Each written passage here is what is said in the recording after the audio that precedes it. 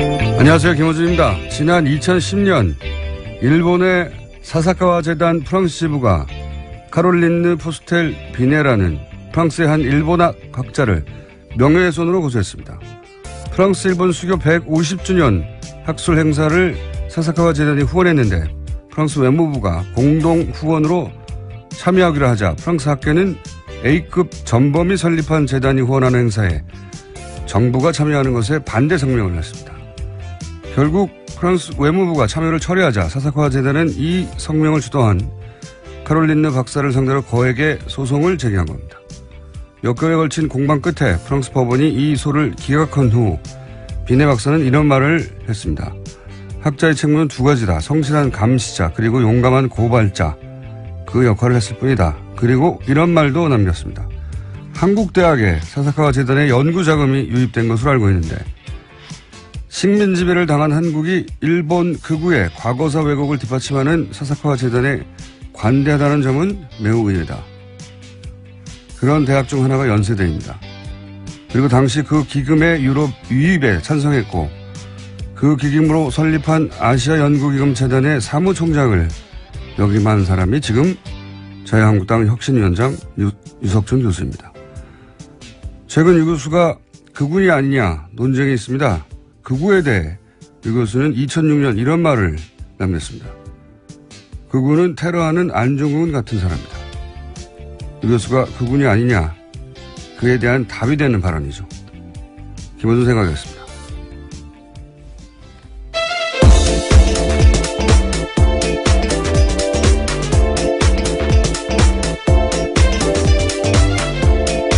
시사인의 김은지입니다. 자, 월요일이네요. 네. 월요일은 힘들다고는 말 때문에 더 힘든 건지. 여러 차례 하셨죠. 네. 진짜 월요일이라서 힘든 건지. 어느 쪽인 것 같으세요? 네, 월요병을 극복하려면 일요일부터 출근하라는 명기사가 있었습니다. 갑자기 월요병이 치료됐습니다. 네. 자, 유석준 위원장. 네. 네. 갑자기 제가 생각나서 오늘 아침에 쓴 건데, 이 사사카 재단 한미 정상회담 직전에 문정인 특보 사드 발언하고 난리 났을 때 굉장히 공세적 질문을 해서 이런 발언을 이끌어냈던 마이클 그레이에 대해서 사사카 재단의 어떤 장학생 같은 친일 성향 인사다. 네, 펀딩 받는다는 식의 말씀하셨죠. 했던 그 사사카 재단입니다. 예. 활동폭이 굉장히 넓어요. 굉장히. 근데 이 설립자는 이제 사망했고, A급 전범. 지금은 그 아들 세대가 하고 있는데, 이 아들 세대는 새 역사 교과서를 만드는 모임, 새영모, 생각나세요? 네, 알죠. 한참 네. 그 이명박 정부 때, 지금은 곤란하다. 예. 조금만 기다려달라. 예, 그 얘기 나왔을 때. 한참 직원주기로 아주 유명한 말입니다. 그때 언론에 많이 소개됐던 그 단체죠. 일본 위안부는 공창이다. 뭐 난징 학살은 존재하지 않는다. 뭐 독도는 일본 땅이다. 그 새 역사 교과서를 만드는 모임 새영모의 새영모를 이 사사카와 아들 세대가 후원을 해요. 예. 그러니까 그리고 이 새영모하고 류 위원장이 활동했던 뉴라이트는 굉장히 양 혹은 뭐 볼트노트처럼 합이 착착 맞아요. 예를 들어서 새영모는 일본 식민 지배가 가해자만 한 건 아니다. 가해자 역할만 한 건 아니다. 라고 말을 하고 뉴라이트는 조선이 식민지 덕분에 근대화 됐다. 합이 맞는 주장이죠, 서로. 예. 이 계열 학자들이 또 국정교과서도 찬성한 겁니다. 유석준 그렇죠. 위원장도 국정교과서 지지하는 교수 모임 일원이었고, 예. 그런데 이런 주장을 하는 모임을 후원하거나 이런 주장을 뒷받침하는 이 재단의 자금이 우리나라에도 많이 들어와 있어요. 예. 그거 한번 따로 달아야 될 것 같습니다. 사사카와 재단 최근에 히트입니다. 히트. 계속 등장하고 있는데 관련. 자, 첫 번째 뉴스는요. 네, 지난주 금요일 청와대발 속보가 떴었습니다. 박근혜 청와대 민정수석실이 작성한 문건 300종을 발견했다라는 내용인데요. 지난 3일 민정수석실 공간을 재배치하던 과정에서 발견한 박근혜 정부 민정수석실 작성 문건들입니다. 이게 어떻게 몇 달 동안이나 구석에 있었을까요? 네, 구석 캐비넷에 있었다라는 거죠. 뒤늦게 열어봤다는 겁니다. 그래서 저희가, 잠시 후 첫 번째 인터뷰 때, 이 공간, 그러니까 이 공간을 재배치하다가 나왔다는 거잖아요. 재배치하기 전에 근무했던 조홍천 의원을 스튜디오에 직접 모십니다. 그 얘기는 좀 자세히, 이게 가능하냐고 도대체, 들어보기로 하고. 근데 이제 문건이 발견됐다는 사실 자체보다는 문건의 내용이 지금 굉장히 화제인 거죠. 네, 가장 눈에 띄는 거는 국민연금 의결권 자료입니다. 삼성경영권 승계 지원 검토 방안이 적혀 있다고 하는데 펜으로 쓴 메모에는 삼성경영권 승계 국면을 기회로 활용하고 도와줄 것은 도와주면서 경영 승계 국면에서 삼성이 뭘 필요로 하는지 파악하라라는 내용이 담겨 있다고 합니다. 펜으로 쓴 걸 보면 이제 공식적으로 문서하기 전에 회의 참석에서 메모를 하거나 아니면 내부 회의에서 회의 과정에 오간 이야기를 정리한 걸로 보이긴 하는데 핵심은 이제 그게 작성된 시점이 핵심인 것 같아요. 내용도 내용이지만 이게 이제 이재용 삼성 부회장을 박근혜 전 대통령이 만나기 직전에 만들어졌다는 거잖아요. 네, 어제 청와대가 추가로 밝힌 내용입니다. 관련 메모가 2014년 8월에 작성된 것으로 추정된다라고 하는 건데요. 이때가 이건희 회장이 심근경색으로 쓰러진 지 3개월이 지난 때고요. 또 한 달 뒤에 박근혜 전 대통령과 이재용 삼성전자 부회장의 첫 독대가 있었습니다. 내용이 보면 삼성 경영권 승계 국면을 기회로 활용하고 이제 청와대가 기회로 활용할 게 뭐가 있죠? 기회로 활용하고 삼성이 뭘 필요로 하는지 파악하라. 특정 기업이 뭘 필요로 하는지 파악하라. 이상한 질문이에요. 네, 승계 구도가 가장 필요했다라는 취지의 이야기로 들릴 수밖에 없습니다. 이게 이제 민정수석이 그 작성해야 하는 문건이 맞는지 혹은 업무 영역이 맞는지는 또 그 사무실에서 근무한 적이 있는 조홍천 의원하고 얘기 나눠보겠고. 네. 정청래 의원. 조홍천 의원이 나오긴 했습니다. 제가 정청래 의원이라고 그랬어요? 그렇게 들려가지고 깜짝 놀랐습니다. 아니, 조홍천이라고 했고요. 예. 김현지 기자가 잘못한 거예요. 자, 관련 뉴스가 많이 나왔어요. 네, 그렇습니다. 청와대가 오늘부터 또 이틀 동안 비서실 사무실을 대대적으로 조사하기로 했는데요. 박근혜 정부에서 생산한 문서나 메모 등 자료가 있는지 추가로 확인하기 위해서입니다. 수석실, 비서실별로 캐비닛, 사물함, 책상 등을 꼼꼼하게 조사하고 있다라는 겁니다. 보물찾기를 시작한 것이 보물찾기. 이게 청와대 내 이 경내를 들어가 본 적이 없어서 저는 도대체 이게 그렇게 보물찾기 할 정도로 꼬불꼬불 이상하네요, 그죠? 네, 허가받지 않은 공무원은 들어갈 수 없는 곳이니까요. 저도 추측이 되지 않습니다. 도대체 이런 자료들이 몇 달이나 있다가 더군다나 완전히 다 삭제하고 다 뭐랍니까 그거 문서 파쇄기. 디가우징. 디가우징은 이제 전산 장비를 못 쓰게 한 것이고 이런 종이 파일들은 다 파쇄기로 파쇄한 것으로 그렇게 추정 당연히 했었는데 뭐 이렇게 남아있다니까 신기하네요. 자, 이 얘기는 어쨌든 근무해 본 적이 없는 사람들끼리 얘기해봐야 소용없고 근무한 적이 있는 분에게 들어보기로 하겠습니다. 신기하긴 합니다. 네. 캐비넷을 안 열어보았을까요? 자기 캐비넷인데. 희한하네요. 네, 뭐 이렇게 어제 청와대 관계자는 밝히고 있는데요. 대다수 열어봤는데 사각지대에 있었던 구역이 있으면 이번에 조사해보라는 거다라는 겁니다. 그러니까 사각지대라는 게 참. 어쨌든 이런 걸 득템이라고 하죠. 득템. 보물찾기에 들어갔습니다. 자, 다음 뉴스는요. 네, 정유라 씨가 지난달 검찰 조사에서 한 말이 크게 화제가 되고 있습니다. 채널A가 한 보도인데요. 최순실 씨의 비자금을 언급한 겁니다. 최순실의 비자금은 장시호가 숨겼다면서 지금은 어디에 있는지 알 수가 없다라고 진술했다고 합니다. 예. 제가 그랬잖아요. 돈이 뭔가 연루됐을 거라고. 사실 장시호 씨가 검찰 협조에 적극적이다라고 하는 뉴스 처음 나왔을 연초에도 이건 돈 때문일 수 있다라고 하는 개인적인 추정을 했었는데 그런 가능성을 살펴봐야 된다고. 그러니까 최순실 씨가 이제 맡긴 뭐 처리를 부탁한 어떤 자금을 최순실 씨가 오래 감옥에 있고 본인은 빨리 나가면 본인이 챙길 수 있지 않겠냐 하는 뭐 그런 가능성을 따져봐야 될 거라고 제가 얘기했었는데 지금 이게 이제 정유라 씨가 한 얘기잖아요. 네, 검찰에서 직접 한 진술입니다. 네, 정유라 씨가 엄마 비자금을 언니가 숨겼다라고 말한 거잖아요. 네, 사촌 언니가 숨겼다는 거죠. 저는 이렇게 된 것 같아요. 그러니까 장시호 씨가 정유라 씨에게 우리 세대는 박근혜 전 대통령에 충성할 이유가 뭐냐. 우리 먹고 살 길 찾아야 된다. 이런 얘기가 있었을 것이고 그러자 정유라 씨가 엄마 최순실에게 돈을 요구했을 가능성이 있죠. 이제 자식도 키워야 되고 돈을 달라. 그래서 변호인이 이제 살모사라고 엄마를 죽이는 뱀 이런 뜻이죠. 살모사라는 건. 실제로는 그렇지 않아요. 잘못된 지식인데 어쨌든. 그런데 이제 최순실 씨는 생각해 보니까 이게 장시호 씨하고 꿍짝이 있지 않겠냐. 그래서 이제 되치기를 하는 거죠. 무슨 소리냐. 그 돈은 장시호에게 가 있다 이미.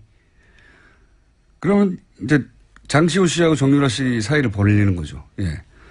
그래서 장시호 씨한테 가서 따지니까 장시호 씨 무슨 소리야 나는 없다. 예. 결국 검찰에서 관련된 네. 이야기를 한 거죠. 장시호 씨가 실제 네. 돈이 있던 혹은 뭐 돈이 있는 것을 알고 있든 모르든 당연히 없다고 했겠죠. 예. 그러자 이제 정유라 씨는 검찰에 가서 특검에 가서 꼬질른 거죠. 돈이 저기 있다는데요? 라고. 아, 재밌습니다. 예. 뭔가 돈이 연결됐을 줄 알았어요, 제가. 예. 비자금 관련해서는 작년 12월 달에 장시호 씨가 최순실 씨 만난 자리 검찰에서 한 이야기가 있습니다. 최순실 씨가 장시호 씨한테 삼성동 2층 집에 현금이 있으니까 가져가라라고 이야기했다는 거거든요. 이게 삼성동 2층이라는 게 박근혜 전 대통령이 있던 예, 사저를 의미하는 거로. 그 집 2층에 금고가 있는데 그 금고를 열어보면 평생 먹고 살 돈이 있다고 했거든요. 그러니까 여기 대해서 장시호 씨가 최소 수억 원의 큰 돈이라고 했는데 수억 원을 어떻게 평생 이 가족의 씀씀이를 뭐 살 수 있습니까? 거기에 최소 수백억, 수천억이 있어야 말이 되는 거죠. 그런데 이 금고 어디 갔냐고요. 이 금고는 어디 갔는지 지금 행방이 묘연해요. 예? 네. 삼성동 집은 압수수색도 하지 않았었고 지금은 이사가 있기 때문에요. 묘연한 게 맞습니다. 이사를 급히 간 이유는 바로 그거라고 봅니다. 저는. 이사 가는 핑계로 이 금고를 처리한 게 아닌가. 여하간 지금 이제 서로 머리를 쓰고 있는 거예요. 장시호 씨는 정유라 씨를 끌어들여서 그 돈을 추가를 어떻게 추가든 혹은 뭐 돈을 좀 챙겨볼까. 정유라 씨는 자기가 살기 위해서 엄마는 둘을 이간질하려고 그리고 정유라 씨는 장시호 씨한테 혹시 있을지 모르는 돈을 뺏으려고 이렇게 버뮤다 삼각지대 당분간은 지금 돈바다 삼각지대가 어디 갔죠, 근데 그 돈은? 예. 네, 물론 검찰에서 장시호 씨는 이를 부인하고 있습니다. 자신이 알았으면 진즉에 말했다면서 있으면 다 가져가도 좋다 이렇게 말했다고 합니다. 만약에 있다면 잘 숨겼다는 얘기고요. 예. 하지만 대질 조사는 거부했다고 합니다. 그러니까요. 장시호 씨, 정유라 씨 사이에요. 자, 어쨌든 돈이 연루되어 있는 그런 사건인 것 같았어요. 예. 그리고 이걸 두고 이제 그 변호인 측에서는 정유라 씨 변호인 측에서는 보쌈 증인이라고 부르잖아요. 네, 그렇죠. 지난주 납치해 갔다는 금요일에 거죠. 그렇게 기자회견했습니다. 예, 보쌈 증인. 그러면서 CCTV를 공개했어요. 저는 이 CCTV를 왜 공개했는지 몰라. 보쌈이라고 하려면 그 탄 차로부터 막 도망가야 되잖아요. CCTV를 보면 그 차를 향해 달려가요. 이걸 왜 공개했나 몰라요. 심지어 신분증 놔두고 하다라고 해서요. 다시 돌아갔다가 또 돌아왔다고 합니다. 그러니까요. 예. 보쌈이면 차로부터 도망가야죠. 차를 향해 달려가는 CCTV를 내놓고 언론 플레이를 하면 말이 되나요? 좀 이상합니다. 전부 다 변호인이 이상하고 CCTV를 왜 내놨는지. CCTV는 차를 향해 달려가거든요. 정유라 씨가 보쌈을 당하려고. 예. 화면상으로는 납치가 아니라 일종의 증인보호 요청을 한 걸로. 예, 실제로 본인이 요청했다고 합니다. 새벽에 연락해서요. CCTV를 삭제해야죠. 이건 검찰이 내놓을 CCTV죠. 자, 봐라, 우리를 향해 이렇게 달려왔다고. 아주 재밌습니다. 코미디가 크게 벌어지고 있다. 자, 다음 뉴스는요. 네, 박근혜 전 대통령이 지난주 금요일에 일주일 만에 법정에 나왔습니다. 발가락을 다쳤다라고 밝힌 바가 있는데 목발이나 휠체어는 이용하지 않았습니다. 대신에 샌들을 신었는데 수감 이후에 한결같이 신던 7cm 구두는 포기했습니다. 하여튼 이쪽 뉴스는 참 여러 가지로 웃깁니다. 화도 나고 웃기기도 하고. 그러니까 네 번째 발가락을 문지방에 찧어서 예. 걸을 수 없다는 거잖아요. 예. 네, 그런 이유로 법정에 나오지 않았었습니다. 예. 수차례. 신발만 가난하시면 나올 수 있는 거였잖아요. 예. 이건 안 나온 진짜 이유는 이제 이재용 부회장 예. 재판 관련해서 최대한 미루려고 하는 건데 어쨌든 아프실 예정이라고 하도 여러 군데서 얘기해서 다른 걸로 못 아프시고 게다가 그 안에 의무실이 있단 말이죠. 예. 마음대로 몸 많이 아플 수는 없잖아요. 자, 어쨌든 샌들만 갖고 신었더니 나올 수 있었다는 얘기고요. 다음 뉴스는요. 네, 한국형 기동헬기 수리온이 부실덩어리 무기 체계라는 감사원 감사 결과가 나왔습니다. 한국항공우주산업이 1조 3천억 원을 들여서 개발한 헬기입니다. 감사원은 특히 부실한 수리온을 실전 배치하는 과정에서 장영진 방위사업청장이 개입된 정황을 확인했습니다. 그래서 검찰에 수사를 의뢰했는데요. 장 청장은 박근혜 전 대통령의 서강대 동창생입니다. 그러니까요. 예. 방산비리인데 방산비리가 이제 박근혜 전 대통령과 동기동창이고 뭐 언론 보도에 따르면 도시락도 함께 먹을 정도로 가까웠다. 아주 가까운 사이였다는 거죠. 도시락을 같이 먹는다고 반드시 가까운 건 아니지만. 박근혜 전 대통령이 곁에 둔 사람이 별로 없었기 때문에 그것도 가깝다라고 이야기하는 게 아닌가 싶습니다. 어쨌든 뭐 그런 인연으로 별 상관없는 일을 하다가 갑자기 청장이 됐죠. 근데 지금 감사원 결과로는 부실한 상태의 무기를 실전 배치하는 데 개입을 했다는 거잖아요. 네, 그렇습니다. 저는 방산비리를 극형에 처해야 한다고 봅니다. 예. 이건 여성분들보다 남성분들이 더 훨씬 피부를 느낄 텐데 방산비리는 극형에 처해야 합니다. 네. 예. 안보에 있어서는 뭐 남녀 모두. 안보가 문제가 아니고요. 예. 예. 그런 거창한 문제가 아니라 사병들이 이제 군대에 갔을 때 지급되는 무기라는 게 6.25 당시에 무기, 아유, 정말. 한번 다뤄야 되겠습니다. 이건 말이 안 되고, 그거 화가 나요, 이런 거는. 야, 여기다가 돈을 다 빼돌려서 이렇게 된 거구나라고. 예. 군 사병들의 환경은 정말 말도 안 됩니다. 예. 극형에 처해야 한다라고 저는 주장합니다. 다음 뉴스는요? 내년 최저임금이 결정됐습니다. 시간당 7,530원입니다. 올해보다 16.4% 올라서 17년 만에 최대 인상폭입니다. 월급으로 치면 22만 원 정도가 오르는데 460여만 명이 직접 혜택을 볼 것으로 추정됩니다.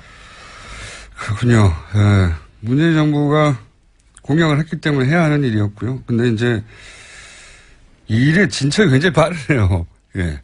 얼마 안 됐는데 16.4% 인상하고 그리고 초과 인상분에 대해서는 정부 예산으로 지원하고. 네, 그렇습니다. 최저임금보다 훨씬 더 저는 개인적으로 눈에 띄는 것이 그러니까 5년 지금까지 5년이었단 말이죠. 예, 건물주가 계약갱신 청구권. 예. 예.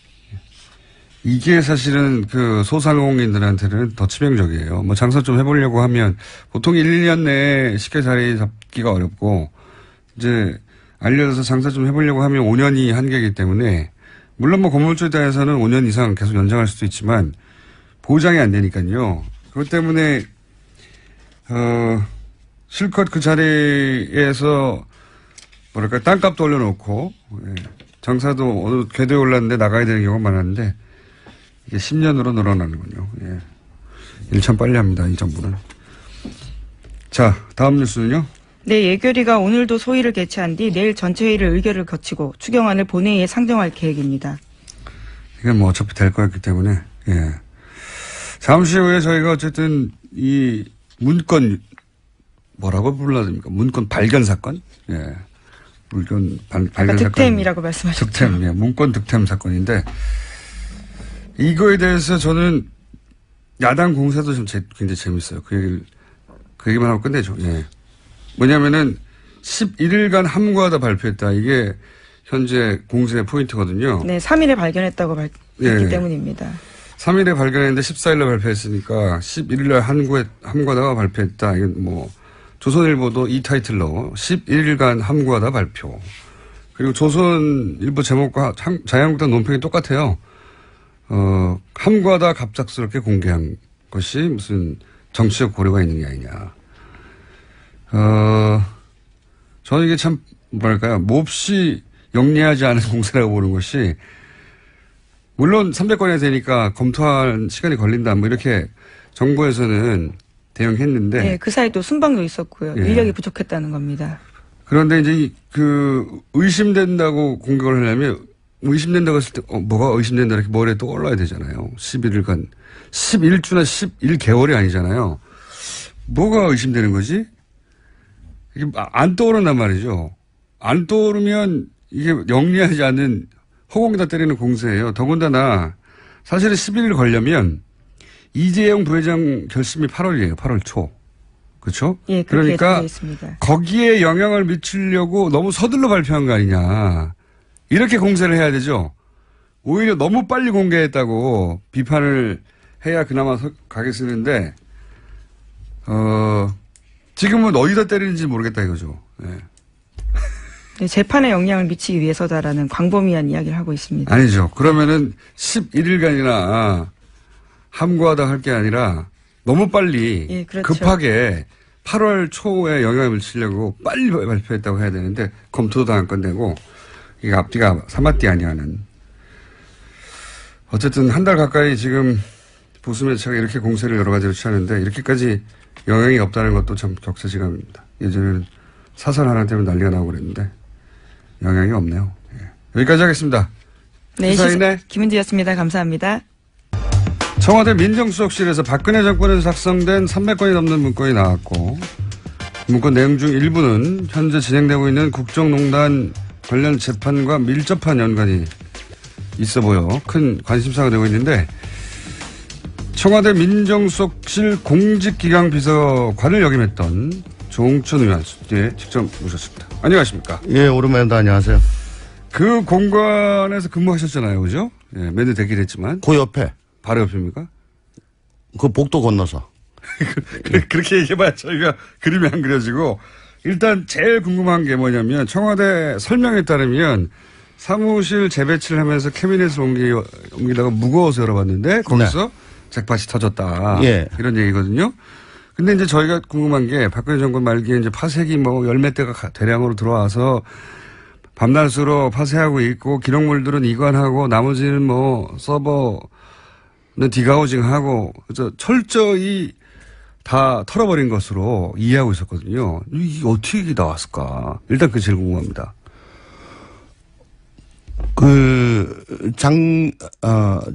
특검이 예. 압수수색 그때 들어가려고 그럴 때 어떤 예. 사람들은 아니 다 치웠을 건데 들어가가지고 뭘 아무것도 그러니까요. 없을 거다. 그거 예. 뭘라고 들어갔냐 그럴 때 저는 아니 낙곡이 있다. 낙곡이. 그것만 주워도 쏠찬다라고 했었죠. 사람이 하는 일이니까 예. 어떻게 그 완벽하게 하겠습니까? 네. 그리고 그 캐비넷만 다 열어봐도 네. 당연히 그 안에 문서들은 다 꺼내서 분쇄하면 될 텐데 그게 구조상 그렇지 않을 수도 있습니까? 어디 꼭꼭 숨겨져 있는 캐비넷. 여기 발견된 문건의 작성 시점이 2014년 6월부터 2015년 6월이라고 보도가 예, 되는 거 대략 1년 봤어요. 정도. 예. 예. 누군가 1년 정도 쓴 캐비넷인 거죠. 그러니까 예. 2015년 6월 이후에 예. 작성된 문건이 없었던 걸로 봐가지고는 2015년 6월까지만 누군가가 그 캐비넷을 사용을 했고 예. 그 이후에는 그 캐비넷을 사용하거나 관리한 사람이 없었다는 얘기로 뒤집을 수가 있겠죠. 그 사람이 보직이 변경됐거나 관뒀거나 뭐 자리가 이동됐거나. 예, 어쨌거나 그래서 이건 쓰지 않는 캐비넷으로 돼가지고 그 사무실 내에서도 저 뒤쪽으로 좀 밀려났을 거고. 그러니까 관심의 대상에서 멀어졌을 거고. 작년에 올해 그 청와대 그 정권 교체가 될 때 예. 치울 때도 그거는 관심을 기울이지 않았기 때문에 그런 거 아닌가. 자기 책상, 자기 캐비넷만 신경 썼지 남의 거니까. 자기 게 아니면 안 열어보겠죠, 청와대에서는 당연히? 보통 지시가 자기 거는 다 깨끗이 해라. 그렇게 지시가 가니까요. 그렇죠. 남의 예. 것을 함부로 열 수는 없겠죠. 그러니까 그 자리에서 쓰던, 그 사람이 쓰던 캐비넷 2015년 6월까지 그 사람이 하여튼 보직 변경이든 뭐 사직이든 어쨌든 그래서 더 이상 쓰지 않게 된 캐비넷. 그런 걸로 저는 생각이 됩니다. 그렇게 들으니까 좀 이해가 가네요. 예. 큽니까? 청와대 민정수석실이? 제일 크죠. 청와대 제일 커요? 예, 왜냐하면 이명박 정부 때는 민정 1, 민정 2 두 개 비서관실이 쓰던 거를 박근혜 정부 들어와가지고 민정비서관으로 퉁쳤거든요. 하나로 만들었어요. 네. 그래서 두 개가 합쳐졌고. 예. 근데 민정 1은 이제 민심팀으로 되고 민정 2는 사정팀으로 됐는데 네. 민심팀과 사정팀 사이에는 간율이 격벽이 있습니다. 네.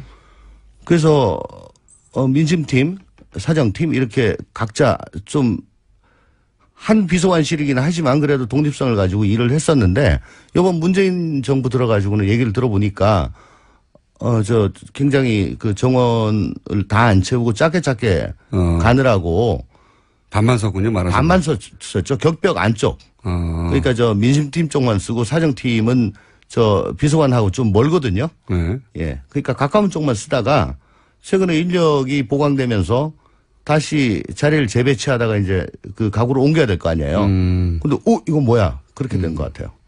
그렇구나. 그렇게 되니까 어느 정도 이해는 갑니다. 이거 굉장히 우연에 의해서 발견된 거네요. 그러면 지금 말씀하시기로는 뒤져보면 뭐 더 나올 수도 있다고 하셨는데 그럴 수도 있습니까? 있을 수도 있고 없을 수도 있는데 뭐라도 있을 수가 있죠. 왜냐하면 낙곡은 항상 있으니까. 그래요? 예. 뭔가 있을 수 있다? 예. 그래서 그때 압수수색 무조건 들어가야 된다고. 아무리 치워도 낙곡은 있다. 근데 이번에는 아주 큰 덩어리가 나왔어요. 몇 명이에요? 예전에 박근혜 정부 시절에 민정수석실에 근무했던 사람이 대략 합치면, 민정사정 합치면? 민정사정 합쳐서, 한 50명 가까이? 50명이요? 예. 엄청 크네요. 제일 커요. 다른, 예를 들어서 경제수석실 이 정도 되면 얼마납니까? 경제수석실에 예를 들어 경제비서관, 중기비서관, 해양수산비서관, 이런 데는 비서관 하나, 선임 하나, 행정관 둘이 또 행정요원 하나. 그렇게 한 4-5명. 야, 굉장히 큰 조직이네요. 민정수석실은. 예. 저희가 고담으로 컸고. 사정비서관. 아니, 공직. 공직. 예. 기강비서관. 예. 한 50여 명 가까이 되는군요. 이게 그러면 다른 50명. 예. 다른 부처의 10배, 다른 수석실의 10배는 되네요. 수석실이 아니고 비서관실, 개별 비서관실. 왜냐하면 민정수석실 밑에 비서관실이 4개가 있잖아요. 야. 그죠? 민정수석이 힘이 세군요. 그러니까 비추어보자면, 물론 지금 문재인 정부는 더 축소됐다고 하지만, 우병우 전 민정수석의 힘이 굉장히 막강했네요. 많은 인원들을 다뤘네요. 일단 병사로 보면 엄청 많죠. 네. 그렇군요. 이게 인수인계, 그러니까 우병우, 최재경, 조대환 이렇게 급하게 민정수석이 짧은 기간에 3번이나 바꿨잖아요. 네. 그 인수인계가 제대로 안 돼서 그럴 수도 있다. 이 해석도 가능하죠. 어차피 이 마지막에 다 확인하는 거는 제일 마지막 수석, 조대환 수석 때죠. 예. 최재경 수석이야 들어가다 나오면서 지금 것까지 다 치워. 그렇게 얘기할 리도 없는 거고 필요도 그렇죠. 없는 거고. 마지막으로 치운 사람은 조대환 수석인데. 네. 이제 우병우 수석은 자기하고 관련된 것만 개인적으로 어떻게 했을 거고. 직접 관련된 것만 치웠을 혹은 또 자기 친한 직원들한테는 따로 얘기를 해줬을 거고. 자, 그럼 내용을 좀 여쭤볼게요. 일부 공개된 문건을 보면 삼성을 어떻게 지원할 것인가. 삼성이 필요한 게 뭐냐 파악해봐라. 이런 내용이 있거든요. 그러니까 첫 번째로 궁금한 건 청와대의 민정수석실에서 특정 기업을 어떻게 지원할 것인가를 파악하는 게 이게 민정수석의 업무 범위에 들어갑니까? 그건 경제수석실에서도 좀 하기가 힘든 일인 것 같습니다. 민정수석의 업무 범위는 아니지 않습니까? 그죠? 예, 아니죠. 네. 그러니까 특정 기업을, 대한민국에서 제일 잘 나가는 기업인데, 이미. 그 잘 나가는 기업을 어떻게 지원할 것인가, 라고 파악해보라고 할 수도 있습니까? 청와대가? 그런 종류의 지시를 받거나 들어본 적이 있어요? 물론, 삼성이 우리나라 경제에서 차지한 비중이 엄청나게 크고, 또 삼성이, 법적 제도적으로 좀 잘못된 게 있어가지고, 애로사항이 많고, 그로 인해서 국가 경제에 미치는 악영향이 크다라고 한다면, 그건 할 수가 있겠죠. 근데 제가 지금 문건을 제대로 보지 않은 상황에서 이게 단정 드리기가 참 못합니다. 내용을 좀 봐야 되는데. 물건은 좀 일반론이에요. 보면 예를 들어서 삼성 경영권 승계에서 삼성이 뭘 필요로 하는지 파악해라. 이거는 삼성이 어려움을 겪고 있다기보다는 경영권을 승계하는데 삼성이 필요로 하는 게 뭔지 파악하라는 거잖아요. 사기업에. 그거는 좀 아니죠. 예, 네, 이건 아니지 않습니까? 좀이 아니라 많이 아니지 않습니까? 그리고 이제 삼성의 과제 해결하는데 정부도 상당히 영향을 행사할 수 있는 부분이 있다. 이거는 이제 삼성 문제를 해결해 주는데 정부가 영향을 행사해서 해결해 줄 부분이 있다는 거잖아요. 네, 그게 뭐 국민연금 네, 의결권이라든가. 그런 거죠. 그 다음에 금산분리. 네. 법을 좀 만들어준다든가. 법제도 뭐 그런 거죠. 이것도 민정이 파악할 내용의 업무 범위에 들어갑니까? 그게 국익과 직접 관련이 있다면. 국익과. 예. 이게 삼성의 이익과만 관련이 있다면요. 만약에 그렇다면 그거는 좀 아니죠. 그건 아닌 것이고. 이게 이런 내용들이거든요. 한마디로 하면 삼성이 이제 아버지가 쓰러지고 아들에게 이 경영권을 넘겨야 되는데 그 과정에서 문제가 있을 수 있는데 그걸 정부가 도와주고 그리고 정부도 얻을 게 있으면 얻고. 근데 사기업으로부터 정부가 얻을 수 있으면 얻고 이게 말이 되냐 이거죠. 세금을 많이 내게 해라 이런 동안. 어쨌거나 지난 탄핵 과정에서 우리 국민들께서 보신 게 그 권력을 오용하는 거죠. 네. 그래서 이익은 사유화하고 손실은 사회화하는. 그렇죠. 그렇죠. 예. 네. 그런 사례를 보면서 이게 나라냐라고 했지 않습니까? 그게 뭐 굳이 권력뿐만 아니고 기득권 집단들이 거의 그런 행태를 보이고 있기 때문에 뭐 많이 붕괴하고 이게 나라냐라고 하면서 바꿔보자라고 했는 건데 뭐 이 정도로 가름할게요. 민정수석실을 그러니까 저희가 궁금한 건 이런 거죠. 민정수석실의 고유 업무 범위가 맞느냐. 그런데 이게 특정 기업을 위하는 거라면 업무 범위는 아니다라고 말씀하시는 것이고. 그러니까 인텐션이 뭐냐. 특정 기업이라도 인텐션이 뭐 하려고 알아보는 국가 경제 국익.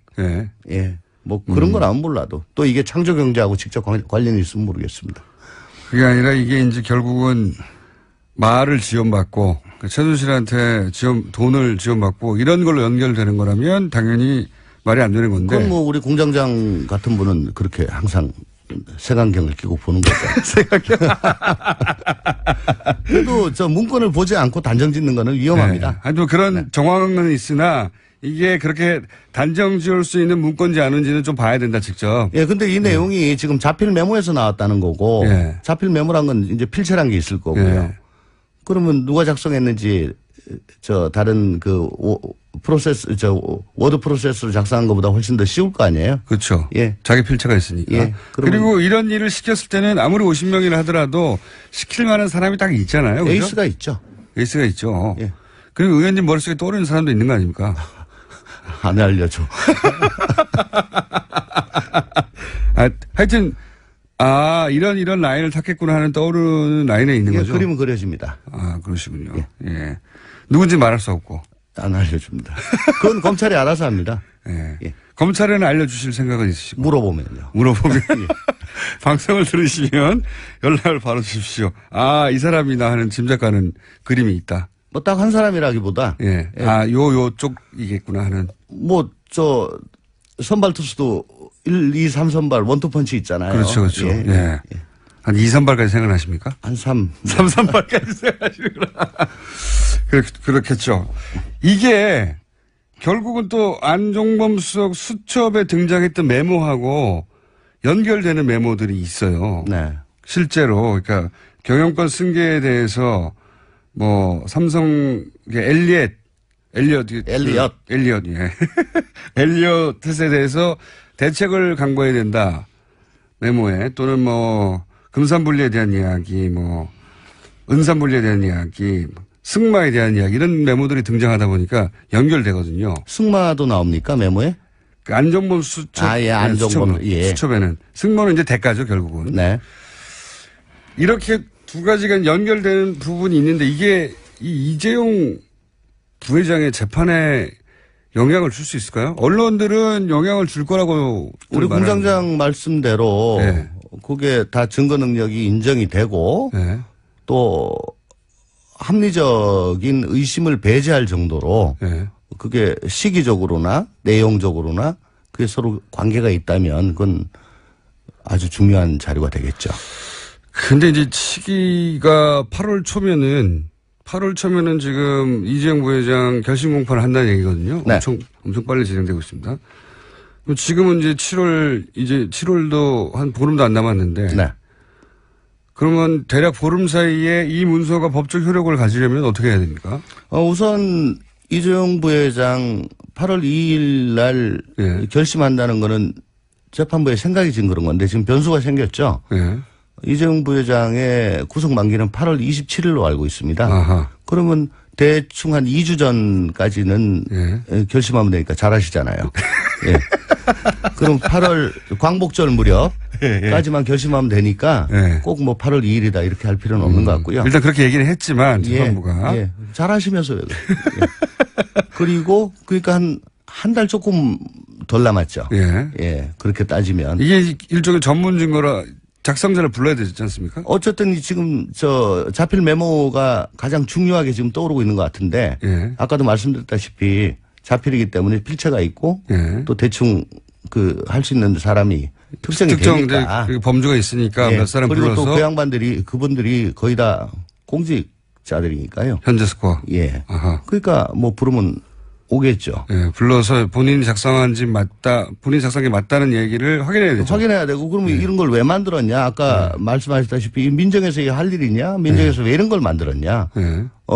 그러면 너의 독창적인 생각이냐? 무슨 지시를 받았냐? 지시를 받았겠죠? 전 그렇게 추정이 되지요. 만약에 이게 민정에서 만든 거라면. 이런 내용을 민정이 스스로 알아서 작성하지는 않지 않습니까?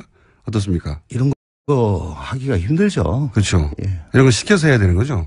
이건 생각해 보세요. 민정에서 글쎄요. 이런 내용을 행정관이 갑자기 혼자 작성한다고. 갑자기 혼자 한다. 예. 그건 삼성에서 장학생으로 되지 않는 이상은 그건 상당히 힘들죠. 그러니까요. 갑자기 행정관이 혼자서 삼성 경영권을 기회로 활용해가지고 삼성이 뭘 필요로 하는지 파악해야 되겠다. 이렇게 생각한다는 건 말이 안 된단 말이죠. 누가 시켰을까요?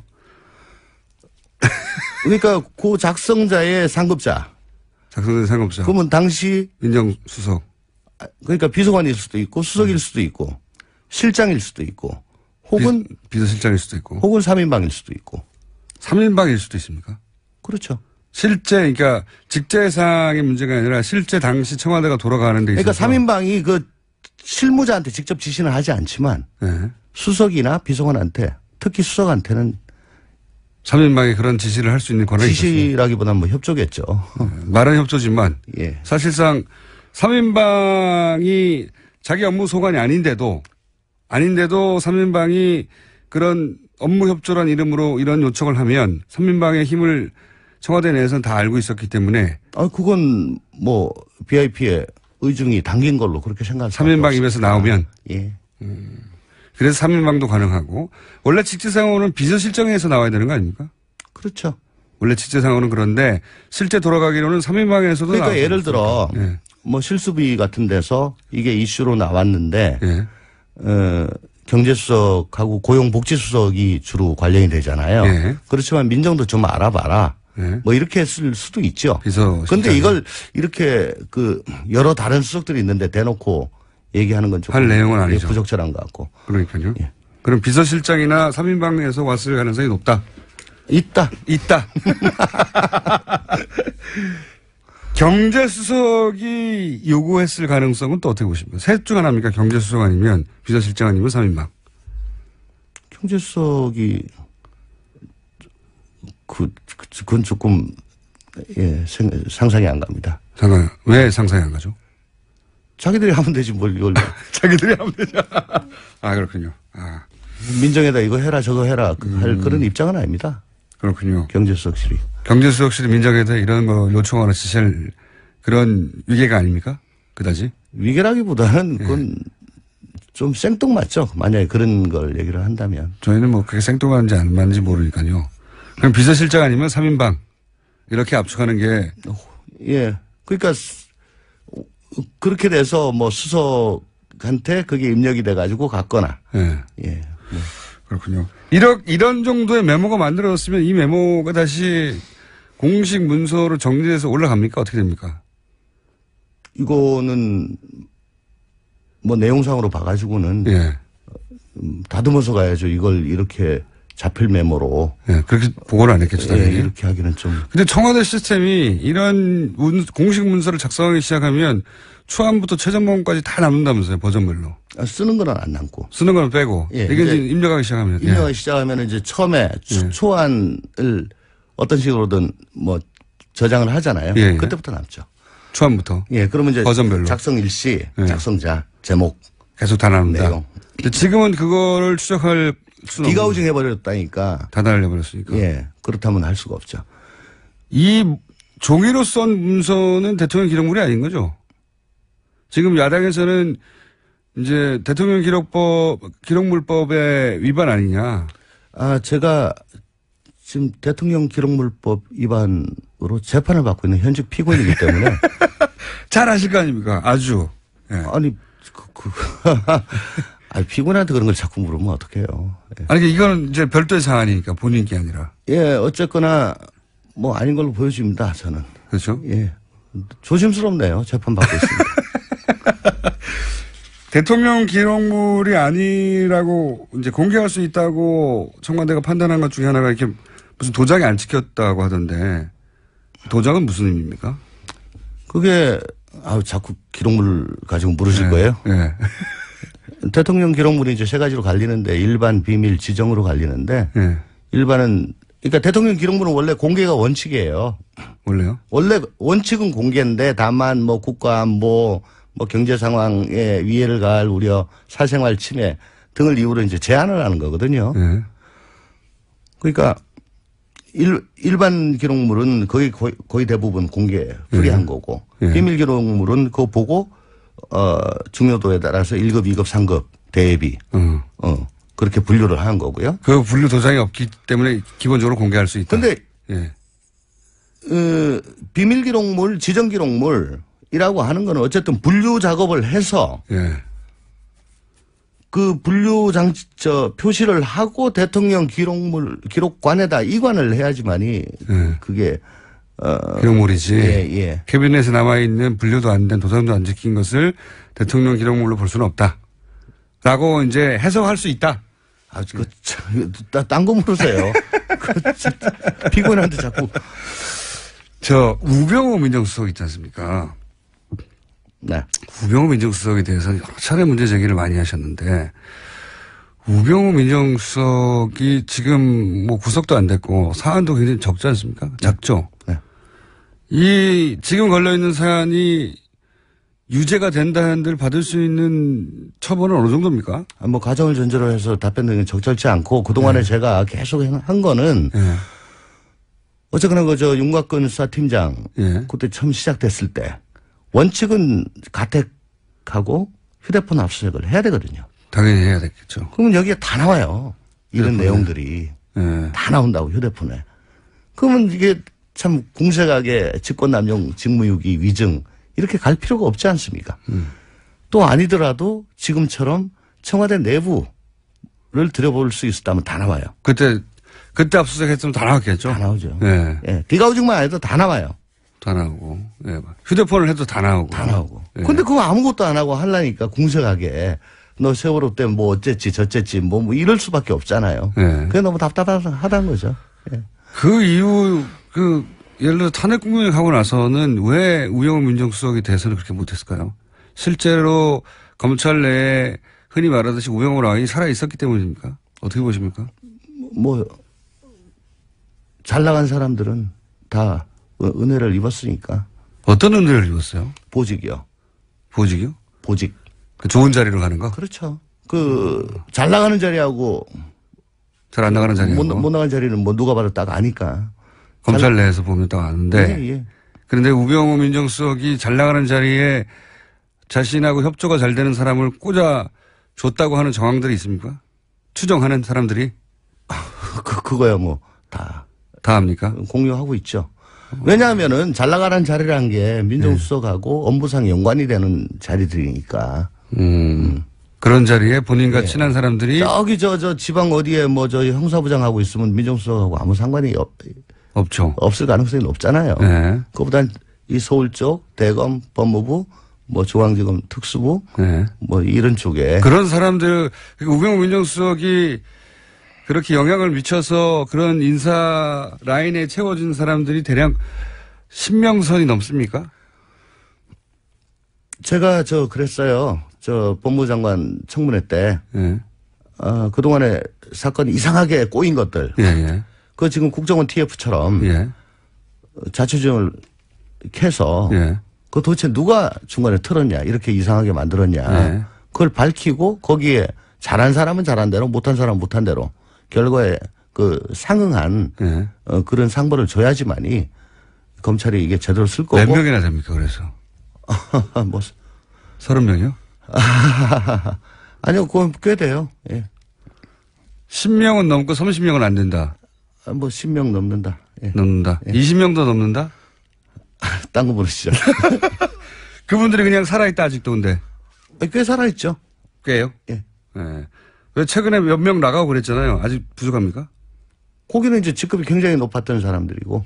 그 바로 밑에 급들은 아직 살아있다. 예, 꽤 살아있다. 조홍천 의원이었습니다. 3부에서 다시 뵙겠습니다. 지난 목요일에 KBS MBC 정상화 시민행동이라는 단체가 발족을 했습니다. 세 분을 모시고 이 단체 이야기 좀 나눠보겠습니다. 민원연의 김원경 사무처장이 나오셨습니다. 안녕하십니까? 안녕하세요. 네. 오늘 굉장히 고우시군요.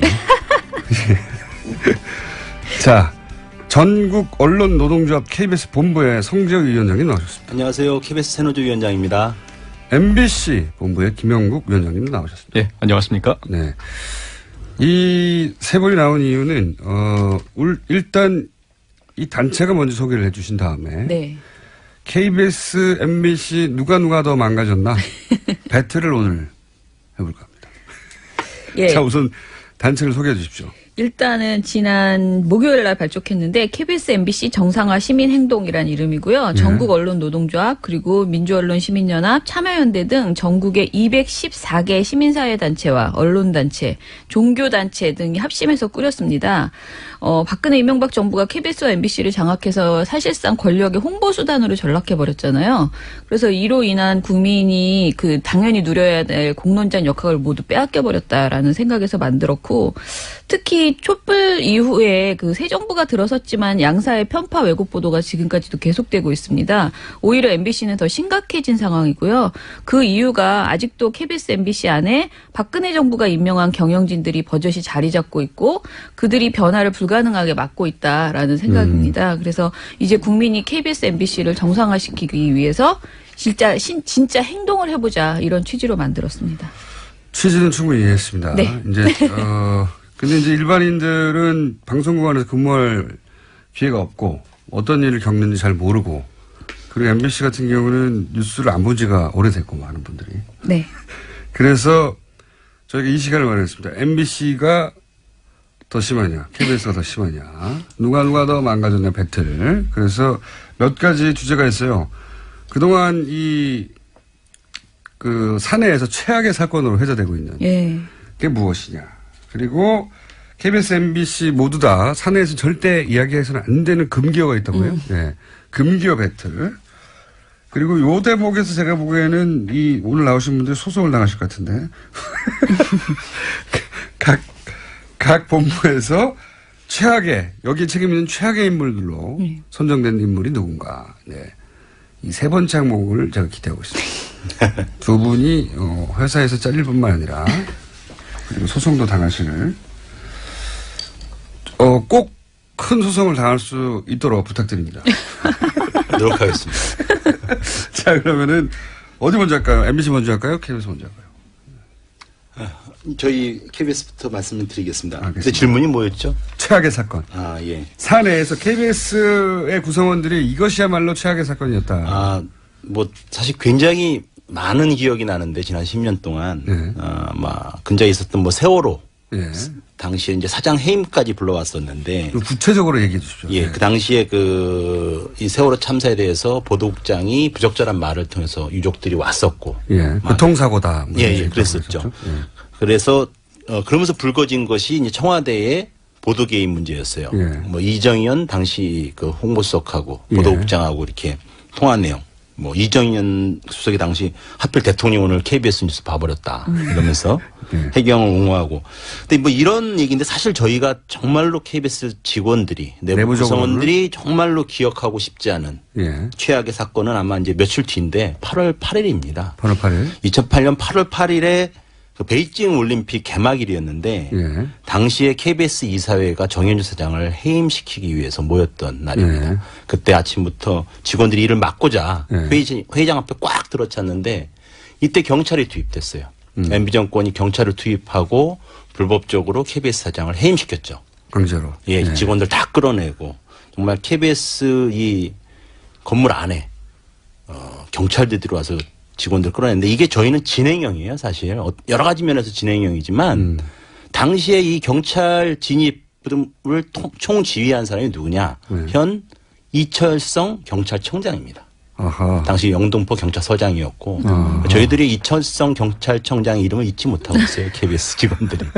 그러니까 방송국 안에 경찰들이 몰려와서 방송국 직원들이 막는데 끌어내고 그렇죠. 했던 사건으로는 이게 가장 KBS 구성원들한테는 치욕적인 사건이었다. 이 해임된 것이 당시 이제 이후에 재판으로 다 불법임이 이제 그렇죠. 판결이 났죠. 해고 예. 모형 소송을 해서 승소하셨어요. 그렇죠. 네. 근데 이제 되돌아갈 수는 없는 거죠. 승소를 예. 했지만 당시 해고 과정은 불법이었다고 법원에서는 판결을 내렸습니다. 이제 KBS 내에서는 지난 10년간 이게 가장 치욕적이었다라고 예, 말씀하신 거고 MBC는 좀 많지 않습니까? 뭐 하나를 꼽기가 좀 어렵습니다. 예. 사실 이제 요즘 방송 장악이다, 언론 장악이다 이런 말 많이 쓰는데 저는 개인적으로는 장악보다는 점령 또는 학살이라는 표현이 더 어울리는 그런 시기가 아니었나 생각이 됩니다. KBS와 마찬가지로 MBC도 이 2008년에 모든 문제가 시작되었는데요. 이명박 정부 들어서고 나서 여러분들 기억하시겠지만 그 PD수첩 PD들에 대해서 검찰이 체포를 하고 강제 수사하고 또 MBC에 압수수색을 시도하고 근데 나중에 다 대법원에서 무죄가 났죠. PD수첩 PD들이 체포됐죠. 맞습니다. 그때. 그 광우병 보도 관련해가지고 체포를 했어요. 예. 당시에 예. MB 정부한테는 아마 MBC가 눈엣 가시 같은 그런 존재였을 겁니다. 최악의. 예. PD수첩 그 미국산 쇠고기 수입 보도도 그랬고 또 전에 대선 때부터 BBK 가장 적극적으로 보도했던 데가 MBC였고 또 새 정부 들어서고 나서도 뭐 한반도 대우나 이런 것들 가장 MBC가 비판적이었거든요. 그래서 아마 MBC는 반드시 손을 봐야겠다 이런 아주 독한 마음을 먹었던 것 같습니다. 결국 이듬해 뉴스데스크 앵커가 강제 하차당하고 엄경 사장도 또 강제 하차당했죠. 임기가 남았는데. 그렇게 해서 MBC에 들어온 사람이 2010년 2월에 그 유명한 김재철 사장. 네, 유명한 분이죠. 네. 굉장히 유명한 분이죠. 김재철 씨 임무는 딱 하나였습니다. MBC를 파괴하는 겁니다.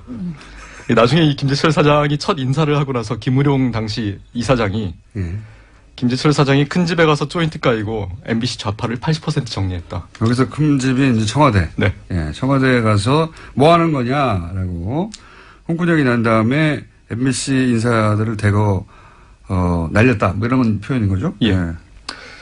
그래서 이때부터 이제 MBC 내부의 비판적 언론인 또는 그 유능한 언론인들에 대한 대학살 작업이 시작이 됩니다. 단적으로 지난 7년 사이에 해고가 10명. 직접 해고는 10명이고. 예.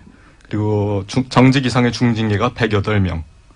그리고 200명 이상이 뭐 이 사람들이 원래 기자, PD, 아나운서 이런 사람들인데 전부 다 스케이트장 관리, 그다음에 수원, 일산 이런 데에서 영업 뛰는 거 이런 걸로 다 쫓겨났습니다. PD들이나 이런 분들이 영업하거나 건물 관리하거나 이런 걸로 갔죠, 보통. 예. 더 잘할 수도 있죠, 그런 일을. 물론 그럴 수 있죠. 근데 이 안 해본 일 하려니까 또 쉽지 않고. 지금도 100명 넘는 분들이 쫓겨나 있어요. 근데 이 정말 잔인한 게 뭐냐면은 이분들을 쫓아내놓고 인사원과 최하 등급을 계속 주겠다고 협박을 합니다. 아, 나가라는 거죠? 예, 나가라는 거죠. 그 실제로 2014년인가요? 한겨레 21에 보도가 된 적이 있었죠. MBC가 저성과자 해고 프로젝트를 진행하고 있는 사실이 드러났다.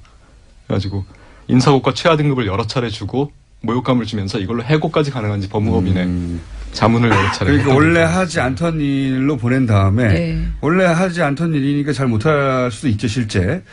그래서 고가를 낮게 주고. 근데 가장 유능한 사람들을 주로 가장 좋은 보도를 했던 방송을 만들었던 사람들을 하니까 사실상 MBC를 파괴라고 하셨는데 망가뜨리고 그 회사 자체를 그러니까 정말 막 엉망으로 만드는 그런 장본인 언론인 대학살을 한 거죠. 실제 해고도 해고지만 이 과정에서 그 유능한 예를 들어 대표적인 아나운서 MBC가 자랑하는 아나운서분들이 많이 나왔죠. 예, 아나운서국이 한 50명 정도 원래 인력이 있었는데 11분이 이걸 못 견디고 그만뒀고요. 네. 11분은 아직도 아나운서 이 마이크를 못 잡고 쫓겨나 있습니다. 현업에서. 아나운서인데 아나운서 마이크를 못 잡아요? 네. 지금 아나운서국의 절반 정도가 지금 날아간 겁니다. 그렇군요. 뭐 박혜진 씨, 오상진 씨 이런 분들이 다 나갔죠. 그러니까 MBC가 스스로 키운 굉장히 간판급 아나운서들이 다 날아갔죠. MBC 승으로 결론하고 있습니다. 먼저 말하면 안 되겠다. 저도 원래 기자였는데요. 이 스튜디오 안 잡은 게 7년 만인 것 같습니다. 마이크 잡아본 게. 굉장히 뭐 하셨어요, 그동안? 그동안. 안 돼. 다른 얘기하면 안 돼. 정직 대기발령. 정직 대기발령. 경인지사. 경인지사. 뭐 징계도 받고 여러 군데 돌아다녔습니다. 그런 분들이 많다는 거죠, MBC에. 네. 한 100명 정도 계십니다, 지금도. 유령처럼 돌아다니고 있다. 이 얘기를 들으니까 KBS는 이 소위 최악의 사건 배틀에서는 진 걸 인정하십니까?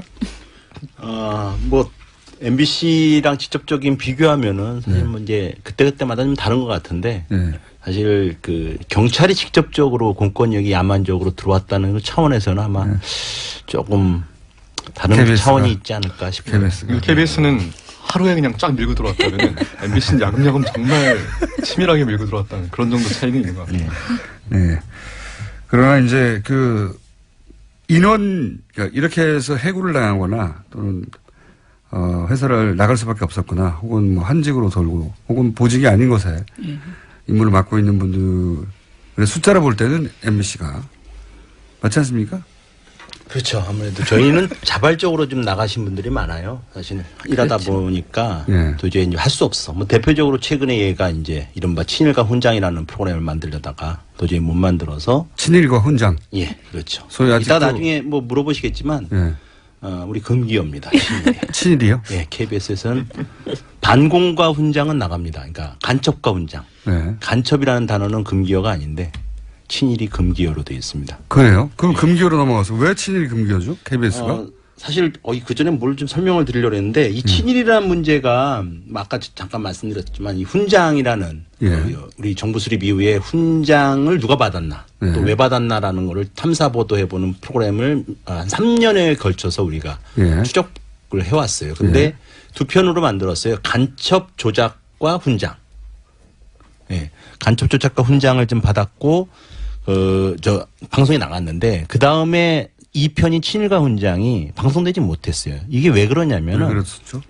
우리 이사장님이 이인호 이사장님이 이 뉴라이트의 데모십니다. 그렇죠.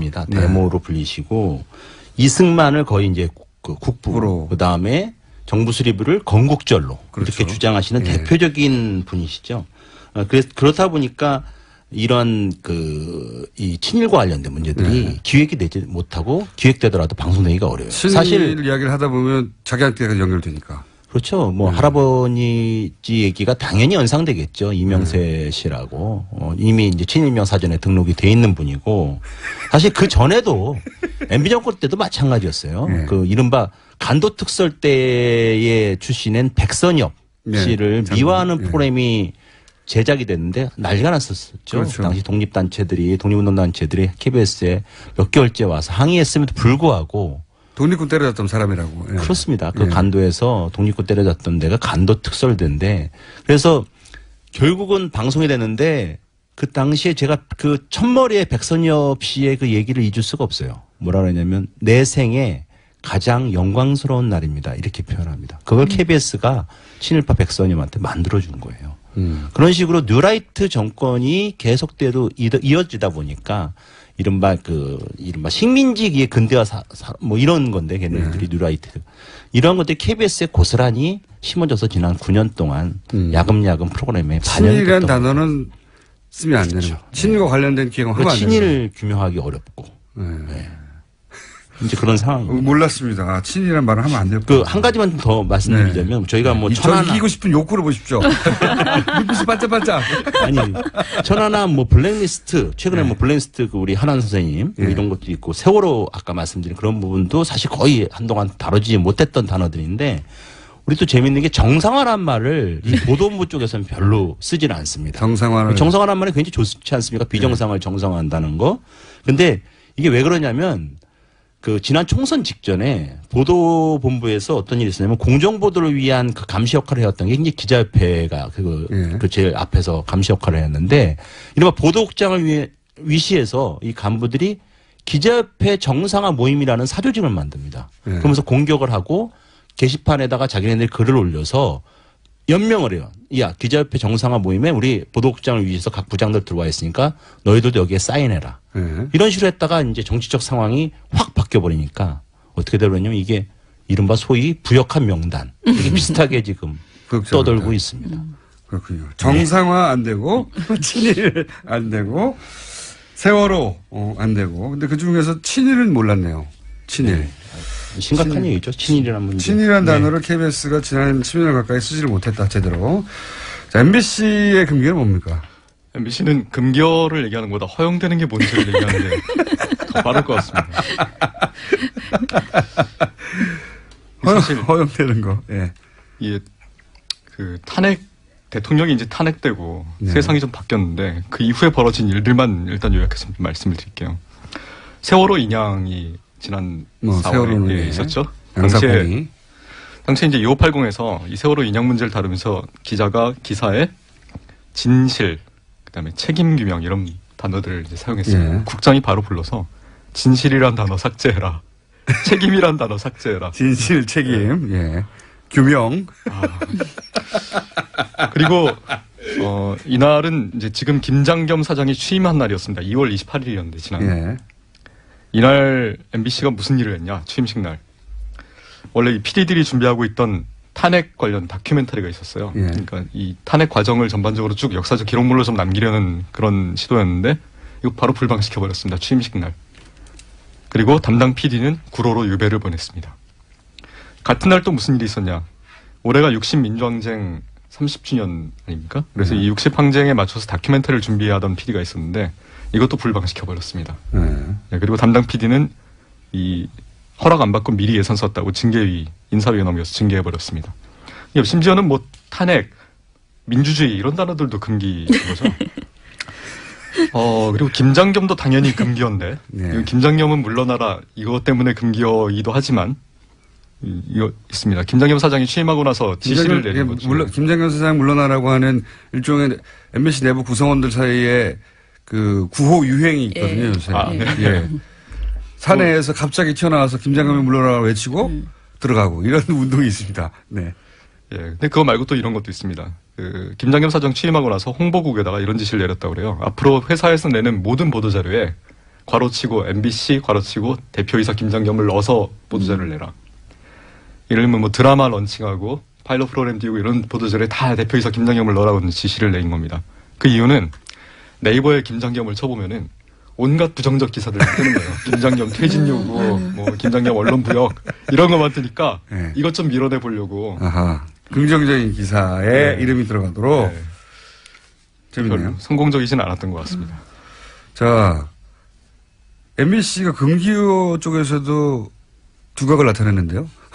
저는 친일이 제일 세다고 생각했는데. 저도 그게 제일 세긴 셉니다. 단어는 MBC가 많은데 공영방송국에서 친일을 말 못한다는 게 이건 나머지는 예상 가능한 거였거든요. 민주주의, 진실, 책임, 탄핵 이런 단어를 말 못하게 하는 거는 어느 정도 그랬겠지 싶은데 친일을 말 못하게 하는 거는 세네요. 이게 딱 잠깐 덧붙이자면 2년 뒤면요 저희가 그 3.1운동 100년, 임시정부 100년, 이른바 대한민국이라는 단어, 그러니까 대한민국 100년을 맞는데 방송국에서 이런 대대적인 프로그램이 지금 현재 기획이 잘 안 돼요.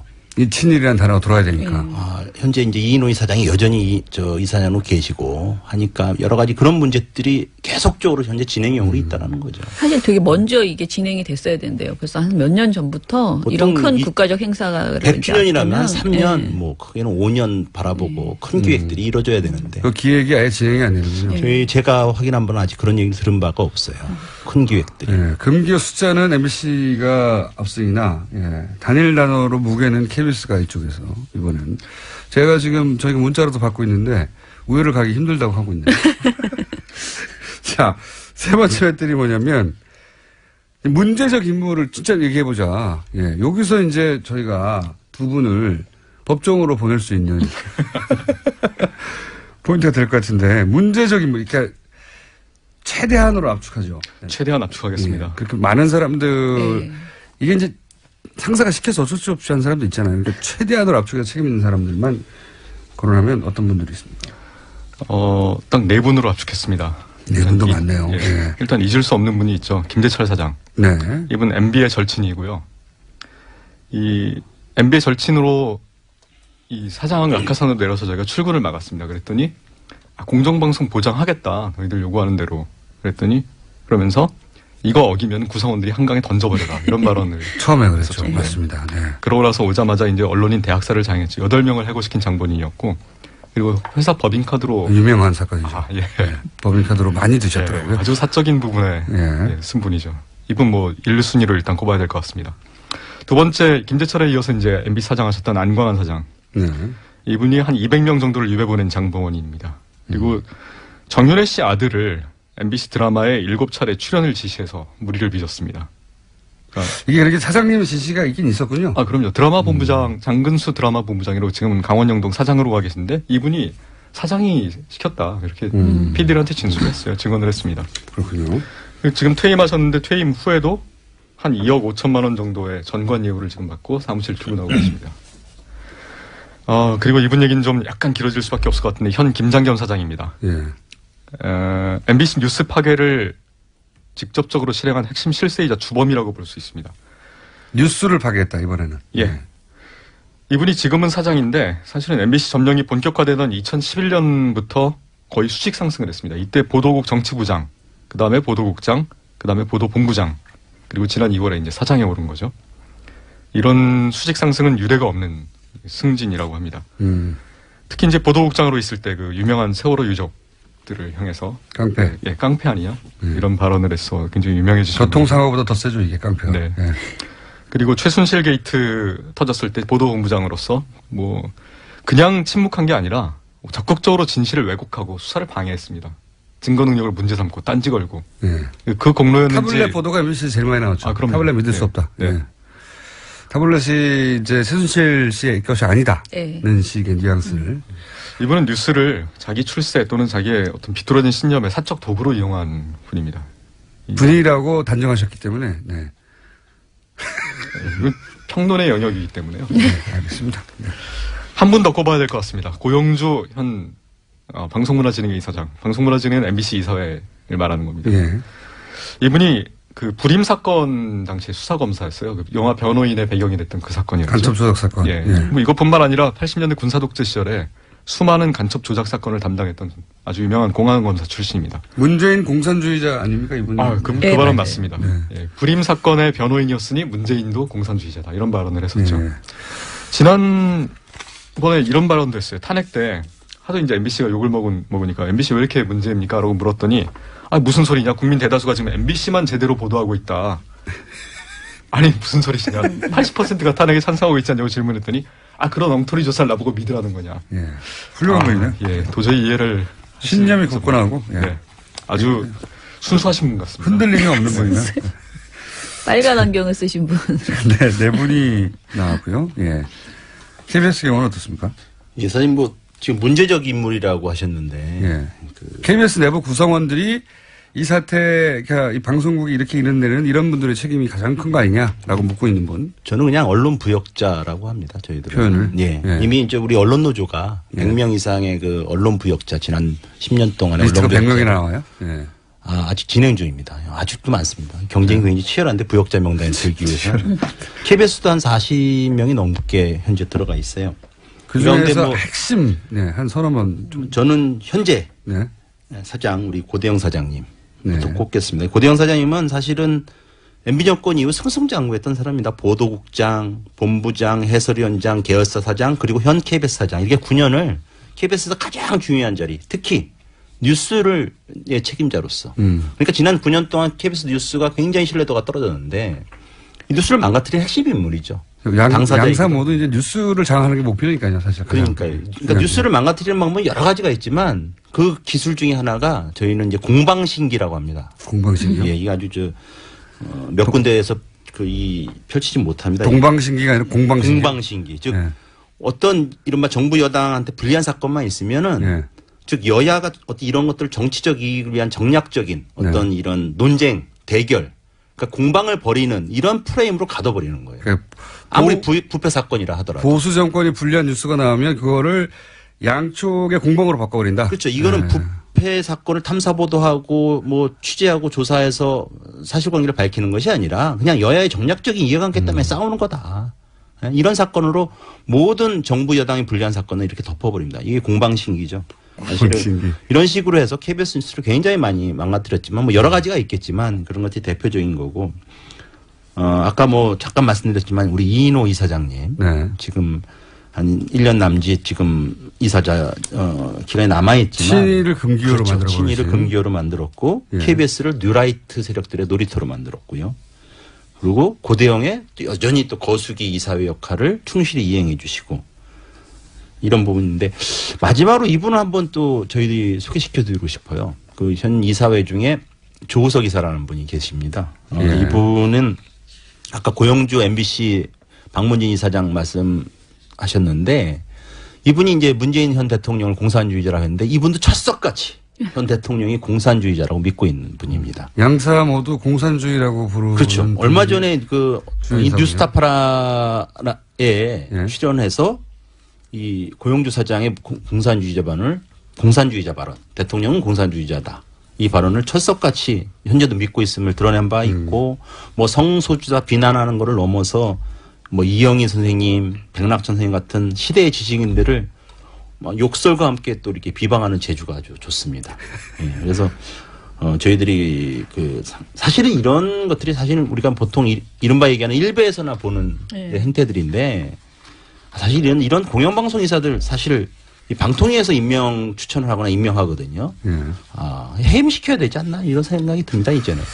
알겠습니다. 자, 사실은 이 지금 말씀하신 내용들을 다 최승호 이제 감독이라 불러야 되는데요. 벌써 영화를 2번째 만드신 건데 최승호 감독의 공범자들의 지금 부천영화제에서 첫 선을 보였는데 공범자들이라는 내용에 이 내용들이 대략 나오고 있습니다. 나오고 있는데 맞아요. 지금 시간이 거의 다 돼가지고 여쭙고 싶은 게 뭐냐면 저 배틀은 앞으로도 시간 될 때마다 보시는 걸로 오늘 맛배기로 하고 아주 재밌네 배틀이. 이게 이제 이런 얘기를 듣다 보면 좀 답답하긴 한데 어떻게 해야 되냐 이거죠. 도대체.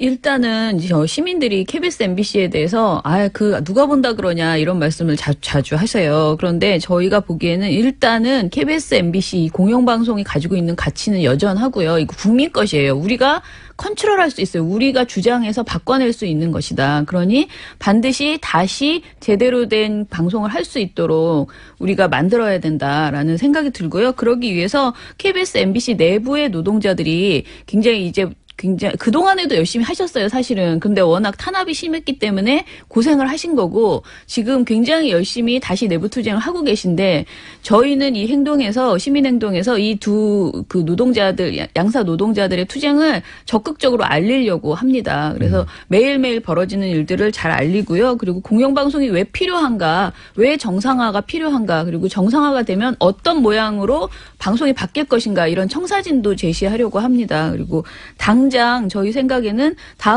이번 주 금요일부터 KBS 앞에서 저녁 7시, 금요일 저녁 7시에 KBS 앞에서 이제 촛불문화제를 하고요. 그리고 그 다음 주에는 MBC 이래서 매주 번갈아 가면서 금요일마다 촛불문화제를 할 생각입니다. 그러면 이 사안에 관심이 있으신 분들은 일반 국민들도 와서 힘을 좀 보태달라. 그렇죠. 이런 네. 얘기도 하고. 자, 그러면은 시작한다고 하니 앞으로 저희가 자주 관련 뉴스를 전해드리겠는데 오늘 처음 나오셨는데 배틀 잠깐 하셨는데 네. 두 분의 이야기를 일단 들어보겠습니다. 오늘 나오신 김에 꼭 하고 싶은 이야기. 그리고 이제 물론 거론됐던 분들의 반론권도 저희가 보장하기 때문에 MBC 사장님, KBS 사장님 저희 방송에 얼마든지 출연하실 수 있고 저희는 기다리고 있고 저희 작가가 연락도 드릴 겁니다. 자, 예, 지난 토요일 저녁에 이제 아까 말씀하셨던 그 최승호 선배 예. 영화 개봉했는데 여기 해직 기자 이용마 기자가 왔었습니다. 예. 이런 말을 했습니다. 이 투쟁을 시작할 때 자기가 40살이었는데 지금 벌써 50살이 됐다고. 다 청춘이 망가졌다. 마흔에 청춘이 시작된 건 아닐 텐데 그분이. 네. 마음이 젊으신 분이네요. 10년. 야. 사실 한 가지만 말씀드리면은 지난 9년간 사실 무자비한 언론인 학살과 언론 자유 침해 속에서도 우리 MBC 구성원들 포기하지 않았습니다. 지금 7년째 파업 중입니다. 현재도 쟁의 사업장입니다. MBC는. 아, 파업 중이에요? 네. 근데 노무 제공 거부를 이제 조금만 하고 있는 거죠. 싸움은 아직 끝나지 않았고요. 저희 MBC가 공영방송으로서 한때 국민의 사랑을 받았었는데 다시 그때로 한때 받았었는데 돌아갈 수 있습니다. 저희가 노력할 거고 예. 반드시 이 찬바람 불기 전에 찬바람 불기 전에 네, 이 지긋지긋한 9년의 암흑시대를 반드시 끝내겠습니다. 한때 사랑받았었는데. 아이 최고의 사랑을 받았죠. 이거 말씀드려야 돼. 돌아오라 마봉춘 고봉순이 저희 애칭이거든요. 지금 네. 이번 시민행동에 그래서 돌마고라고 유행을 좀 만들어 주십시오. 돌아오라 마봉춘 고봉순. 이른바 뭐 리즈 시절 이런 얘기하지 않습니까? 한때 KBS, MBC도 리즈 시절이 있었고 저희가 사실 KBS 저희 고대영 사장을 기다리기 위해서 출퇴근길마다 기다리고 있는데 우리 사장을 못 본 지 4주가 넘었어요. 어떻게 이렇게 잘 이렇게 요리조리 피해 다시는지. 출근은 한다고 합니다. 출근하면 6층에 올라가서 안 나타나요. 6층이 요새인데 사실 우리가 이렇게 지금 싸움은 이미 시작했어요. 싸움 시작하고 또 지난 9년 동안 계속 줄기차게 싸우고 있습니다. 그래서 마지막으로 저희가 시민들한테 한번 손을 내밀고 싶습니다. 정말 저희가 안에서 열심히 싸울 거고 정말 모든 수단과 방법을 가리지 않고 이번엔 정말 승리할 수 있도록 싸울 거고요. 그래서 국민의 품으로 우리 공영방송도 돌려놓기 위해서 싸울 거고 다만 지금 KBS, MBC 앞으로 와서 항의해 주시고 그리고 사장 그리고 이사들한테 퇴진 안 하고 항의글도 보내시고 좀 같이 싸워주신다면 정말 빨리 이른바 우리 공영방송 KBS, MBC 국민의 것으로 다시 만들 수 있을 거라고 생각합니다. 알겠습니다. 자, 오늘은 맛백입니다. 네, 첫 시간이고 앞으로 배틀은 계속 이어가는 네. 것으로. 약속하셨습니다. 네, 네. KBS 본부의 성재호 위원장님, MBC 본부의 김영국 위원장님, 민원연의 김원경 사무처장이었습니다. 반론권은 언제나 보장됐습니다. 감사합니다. 고맙습니다. 감사합니다. 네, 감사합니다. KBS, MBC 배틀 미세하지만 마봉춘이 승리한 것 같아요. 부터 시작해서 판정 문자가 많았습니다. SBS는 왜 빠졌나요? 네. SBS는 그렇게까지 망가지지 않았나 봅니다. 자, 안타깝다. 항의 문자 보내겠다. 항의 전화하겠다. 네. 그런 문자 많이 왔습니다. 저희가 이 방송 관련한 기획 연속으로 앞으로 이어서 하겠습니다. 방산비리 이야기도 많이 왔습니다. 특히 수통 관련 문자 많이 왔네요. 2000년 훈련소 들어갔는데 그때도 수통에 1954년 US아미라고 써져 있었습니다. 이야, 아직도 그렇군요. 6.25보다 더 오래된 수통을 저는 썼습니다. 맞아요. 이거 가보시면 이 돈을 다 어디다 썼는지 도대체. 방산비리는 극형에 쳐야 됩니다. 극형에. 아유, 참네. 남성분들은, 군대를 다녀오신 남성분들은 한결같이 느끼시는 걸 거예요. 예. 사람이 먹는 물 아닙니까? 예. 그거를 생각해 보세요. 1954년 6.25 이럴 때 쓰던 수통을 아직도 쓰고 있어요. 와, 정말 화가 나는 일입니다. 자기들이 거기다 물 담아 먹어보라고 하세요. 자, 어젯밤 꿈에 공장장이랑 고기 먹는 꿈을 꿨는데 고기가 다 떨어져서 시킬까 말까 하는데 공장장이 고기 뼈를 빻아서 드시고 계셨습니다.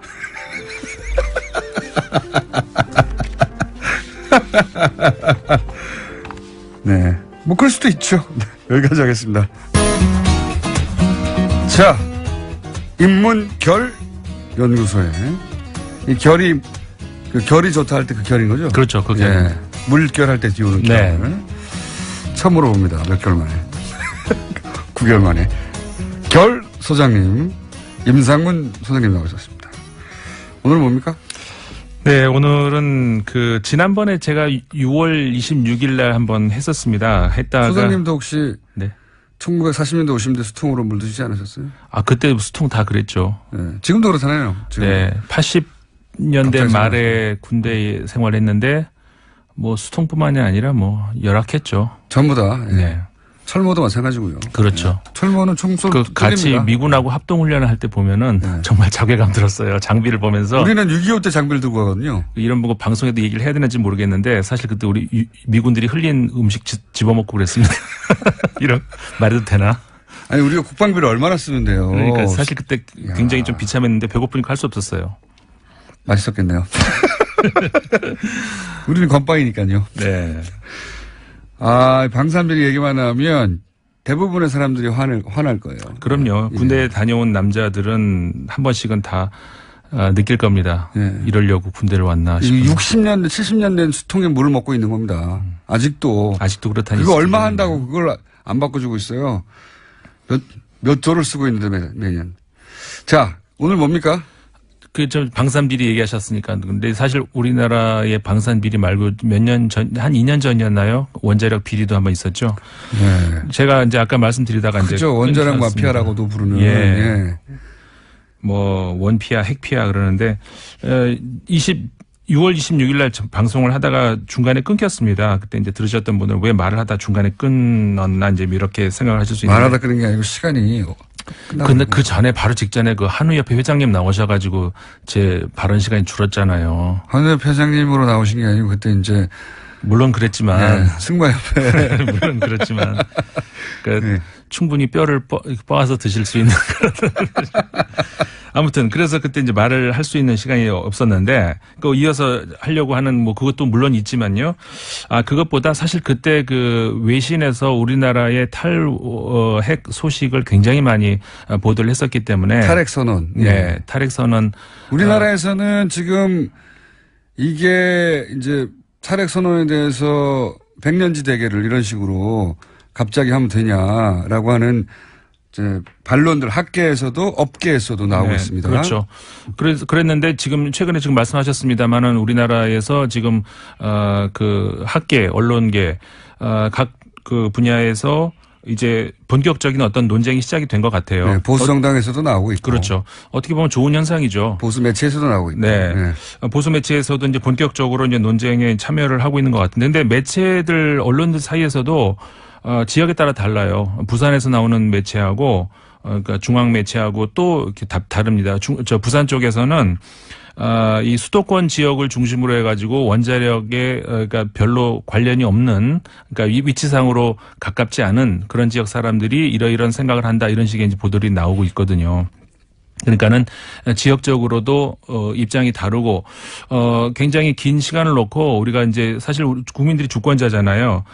그 관련 이야기가 이제 한 그 최근에 외신 보도에서 나왔는데 그 한국이 촛불 혁명 이후에 피플 파워 힘을 믿는다 이런 보도들이 굉장히 많이 나와요. 역시 이번에 그 원전 관련해서도 그러니까 핵발전 관련해서도 그 이야기가 나오는데 이 기회에 이번에 그 고리 5, 6호기 잠시 중단하고 그 한참 뭐라고 하면 3개월 정도의 그 유예 기간을 놓고 네. 충분한 토론을 거치자고 이렇게 정부가 얘기하지 않았습니까? 주권자들 입장에서 이거를 좀 그 시간에 충분한 토론을 같이 동참하는 전문가들한테 맡기지 않고 그런 시간이 됐으면 좋겠습니다. 이제 외국에서도 그런 요구를 많이 하고 있고요. 지난 6월 26일 잠깐 말씀을 드렸습니다만 우리나라가 원자력 발전 규모로 핵발전 규모로 세계 5위, 6위 수준이거든요. 예. 근데 우리나라보다 앞서 있는 국가들은 전부 이제 핵 무기를 보유하고 있는 나라들이고 예. 그리고 영토도 우리나라보다 훨씬 크고요. 핵무기 없으면서는 1등이라는 거죠. 그렇죠. 핵무기 없는 나라 중에서는 그리고 일본이 물론 핵무기는 없습니다만은 일본이 우리나라보다 이제 앞서 있고 그걸 제외하고는 이제 우리나라가 이제 1등이고 그다음에 인구 그 면적 대비 예. 이렇게 밀집되어 있는 그 규모로 보면은 1등이고요. 그 앞서 있는 나라들 같은 경우에는 뭐 워낙 큰 나라들이잖아요. 그러니까 미국, 러시아, 우리보다 앞서 있는 나라가 미국, 러시아, 중국, 프랑스, 일본 이 정도가 우리나라보다 그 원전이 더 많이 활성화되어 있는 나라들이거든요. 그러니까 우리보다 면적이 더 크고 밀집도가 더 떨어진다는 얘기죠. 이런 여러 가지로 우리나라가 이제 다른 나라 선진국들하고 사실 그 뭐라고 할까요? 그 같은 저 조건이 다르다고 할 수가 있는 거고. 우리보다 잘 사는 나라들에서 왜 아직도 이렇게 원전이 더 많은데 무슨 얘기냐라고 반론할 수 있는데 땅 면적 대비 그리고 핵무기가 없는 나라 중에 네. 이런 조건으로 따지면 1등이다 우리가. 네, 그렇죠. 네. 그만큼 핵이 밀집돼 있고 한번 잘못되면 큰일 난다는 거죠. 한마디로. 그렇죠. 근데 이제 이런 점에 대해서 이제 그 반론을 하는, 그러니까 저는 뭐 어느 쪽 입장을 취하든 어쨌든 간에 그, 주권자로서의 모든 시민이, 이런 논쟁에 동참을 해봐야 되지 않는가 이런 입장에서 이제 말씀을 드리는 건데 반론을 하는 쪽에서는 그러니까는 탈원전에 대한 핵발전에 대한 반론을 하는 입장에서는, 어쨌든 그 화석 연료보다는 공해가 훨씬 덜하다는 것, 그 다음에 비용이 싸게 든다는 것, 이런 것들을 이야기를 하죠. 근데 비용 측면에서 봤을 때 당장 건설을 하고 발전을 내 필요한 그런 비용은 물론 싸게 드는 건 맞는데 모든 비용을 다 합쳐봤느냐라고 했을 때 그거는 꼭 그런 건 아니거든요. 그렇죠. 폐기할 때 비용, 예. 엄청난 비용이죠. 폐기하는 비용도. 그렇죠. 지금 우리 그 고리 1호기 이제 좀 있으면 해체 작업을 이제 하겠습니다만 그 시간이 최소 15년에서 길게는 더 몇십 년까지 든다고 하잖아요. 해체 비용이 한 기당 6천억 원가량이 든다고 하거든요. 그러니까는 근데 이건 역으로 말하면은 그러니까는 그 소위 말해서 폐로 산업이라고 얘기를 하죠. 그러니까는 해체하는데 그 필요한 어떤 그 산업적인 어떤 그런 비용이라든가 기술, 장비 이런 것들이 엄청나게 들어가기 때문에 그것도 이제 무시 못 한다는 거죠. 그러니까는 원자 발전, 핵 발전을 우리가 이제 포기를 함으로 해서 그 기술을 다 어떻게 하느냐? 거꾸로 그 앞으로 전 세계적으로 이 폐로 산업에 대한 그 어떤 그 잠재적인 가능성이 무한하다는 겁니다. 그러니까는 외국 언론에서도 외신들도 그런 보도들이 나오거든요. 한 일본 언론이었던 걸로 기억하는데요. 그러니까 짓는 게 아니라 탈원전으로 갈 때, 그러니까 소위 이제 원전 관련된 산업이 큰데 산업적인 측면에서 반대하는 사람들도 있는데 거꾸로 원전을 그 폐로 시키는 데 들어가는 사람도 크다. 굉장히 크다는 겁니다. 그 사업에 큰 그 돈을 산업적인 측면에서 성과 혹은 뭐 가능성이 있기 때문에 거기도 산업적으로 큰데 그쪽으로 왜 투자를 충분히 할 수 있다는 거죠. 국내뿐만이 아니라 그러니까 우리나라 이런 얘기 하잖아요. 그 외국에 우리나라가 그 생각 못 해봤네요. 예. 지난 그 이명박 정부 당시에 거기 아랍에미리트 연합이었죠. 우리가 이제 그 수주도 받고 그 큰 규모의 그걸 받았지 않습니까? 근데 그런 걸 다 어떻게 할 거냐? 우리가 이제 상당한 그 선진적인 기술로 외국으로 이 기술을 수출할 수 있는 단계에 이르렀는데 어떻게 할 거냐? 그거 못지않게 폐로 기술도 그 상당한 어떤 그 우리나라가 선진국으로 진입하고 싶어하는 그리고 세계 1위가 되고 싶어하는 그런 것이 보인다라고 일본 언론에서 이번에 보도를 했더라고요. 그렇군요. 그러니까 그 규모가 상당하다는 건데 아까 제가 이제 한 기당 6천억 원의 규모가 비용이 든다고 했잖아요. 근데 그걸 해체할 때 그 생산할 그 유발 효과가 조금은 그거보다 적은 6천억 원보다 적은데요. 한 그 조사에 따르면은 5,682억 원이 든다는 거고요. 그러니까 그 산업적인 유발 효과가 난다는 거고 거기다가 부가가치 유발 효과까지 하면은 그러니까 2,069억 원. 이걸 합치면은 7,751억 원이 나오거든요. 다시 말하면 해체 비용보다 그 해체한 다음에 나올 수 있는 그 경제적인 효과가 더 크다는 거죠. 알겠습니다. 저희 이 문제는 탈핵 문제는 사실은 창반의 안론이 있기 때문에 계속 다룰 텐데. 그렇죠. 다루기 전에 한 가지 짚고 넘어갈 것은 이게 마치 내일 모레 당장 일어나서 2년 아니죠. 3년 후에 전기요금이 갑자기 급등할 거라고 하는 가짜 뉴스들이 요새 많아요. 네. 그런 건 아니고. 사실이 아닙니다. 예. 네. 탄핵을 하더라도 이게 몇십 년이 걸릴 일이에요. 몇십 년이 걸릴 문제입니다. 이거는. 네. 그러니까는 앞으로 제가 이제 드리고 싶은 말씀은 앞으로도 외신에서 또 나올 거고 저도 또 말씀을 드리겠습니다만은 국민들이 관심을 가지고 봐야 되는 문제다. 이런 말씀 드리고 싶습니다. 김상훈 의원이었습니다. 저는 김호준이었습니다. 내일 뵙겠습니다. 안녕. 이 금고 어디 갔냐고요. 이 금고는 어디 갔는지 지금 행방이 묘연해요. 예. 네. 삼성동 집은 압수수색도 하지 않았었고 지금은 이사가 있기 때문에요. 묘연한 게 맞습니다. 이사를 급히 간 이유는 바로 그거라고 봅니다. 저는. 이사 가는 핑계로 이 금고를 처리한 게 아닌가. 여하간 지금 이제 서로 머리를 쓰고 있는 거예요. 장시호 씨는 정유라 씨를 끌어들여서 그 돈을 추가를 어떻게 추가든 혹은 뭐 돈을 좀 챙겨볼까. 정유라 씨는 자기가 살기 위해서, 엄마는 둘을 이간질하려고, 그리고 정유라 씨는 장시호 씨한테 혹시 있을지 모르는 돈을 뺏으려고, 이렇게 범유다 삼각지대 버금가는 지금 돈바다 삼각지대가 어디 갔죠, 근데 그 돈은? 예. 네, 물론 검찰에서 장시호 씨는 이를 부인하고 있습니다. 자신이 알았으면 진즉에 말했다면서 있으면 다 가져가도 좋다 이렇게 말했다고 합니다. 만약에 있다면 잘 숨겼다는 얘기고요. 예. 하지만 대질 조사는 거부했다고 합니다. 그러니까요. 장시호 씨, 정유라 씨 사이에요.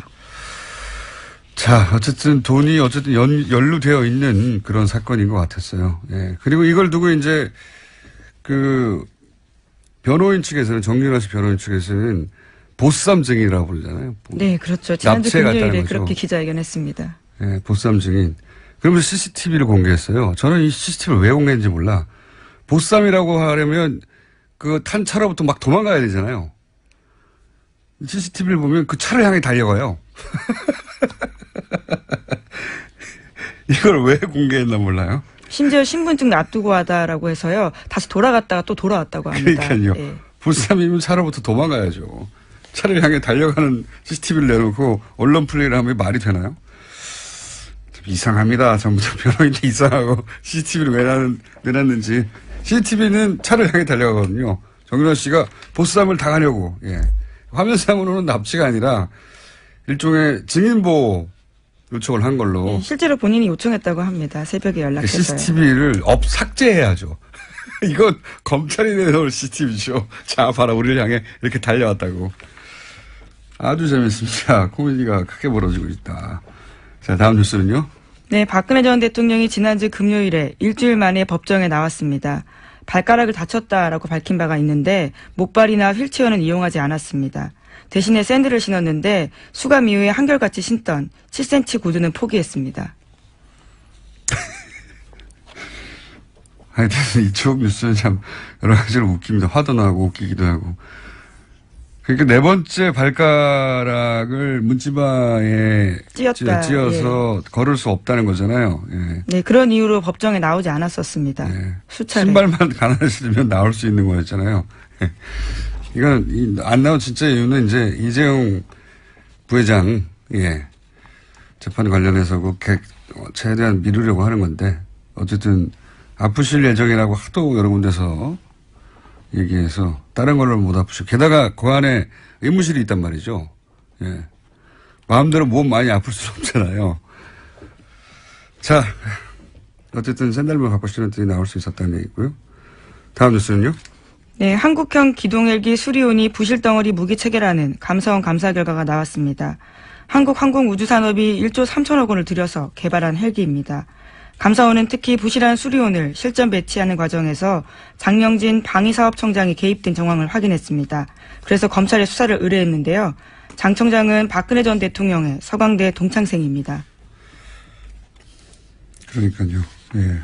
방산비리인데 방산비리가 이제 박근혜 전 대통령과 동기동창이고 뭐 언론 보도에 따르면 도시락도 함께 먹을 정도로 가까웠다. 아주 가까운 사이였다는 거죠. 도시락을 같이 먹는다고 반드시 가까운 건 아니지만 박근혜 전 대통령이 곁에 둔 사람이 별로 없었기 때문에 그것도 가깝다라고 이야기하는 게 아닌가 싶습니다.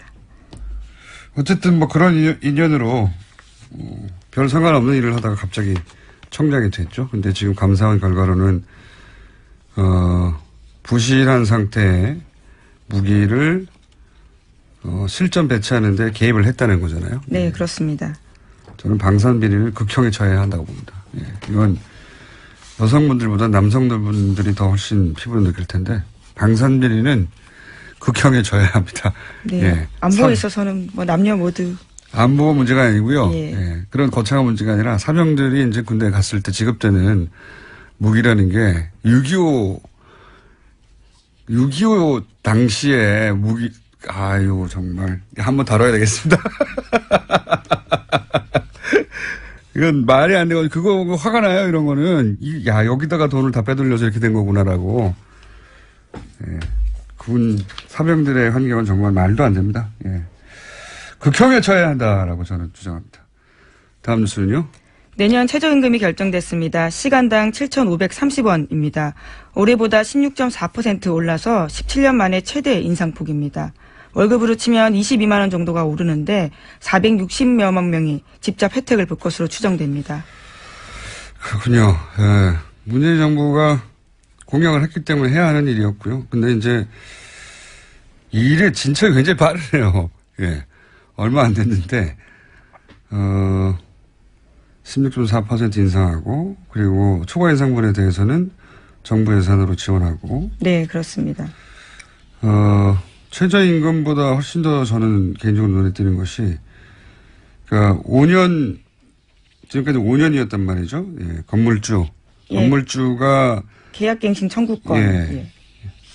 이게 사실은 그 소상공인들한테는 더 치명적이에요. 뭐 장사 좀 해보려고 하면 보통 1년 내에 쉽게 자리 잡기가 어렵고 이제 알려져서 장사 좀 해보려고 하면 5년이 한계이기 때문에 물론 뭐 건물주에 대해서는 5년 이상 계속 연장할 수도 있지만 보장이 안 되니까요. 그것 때문에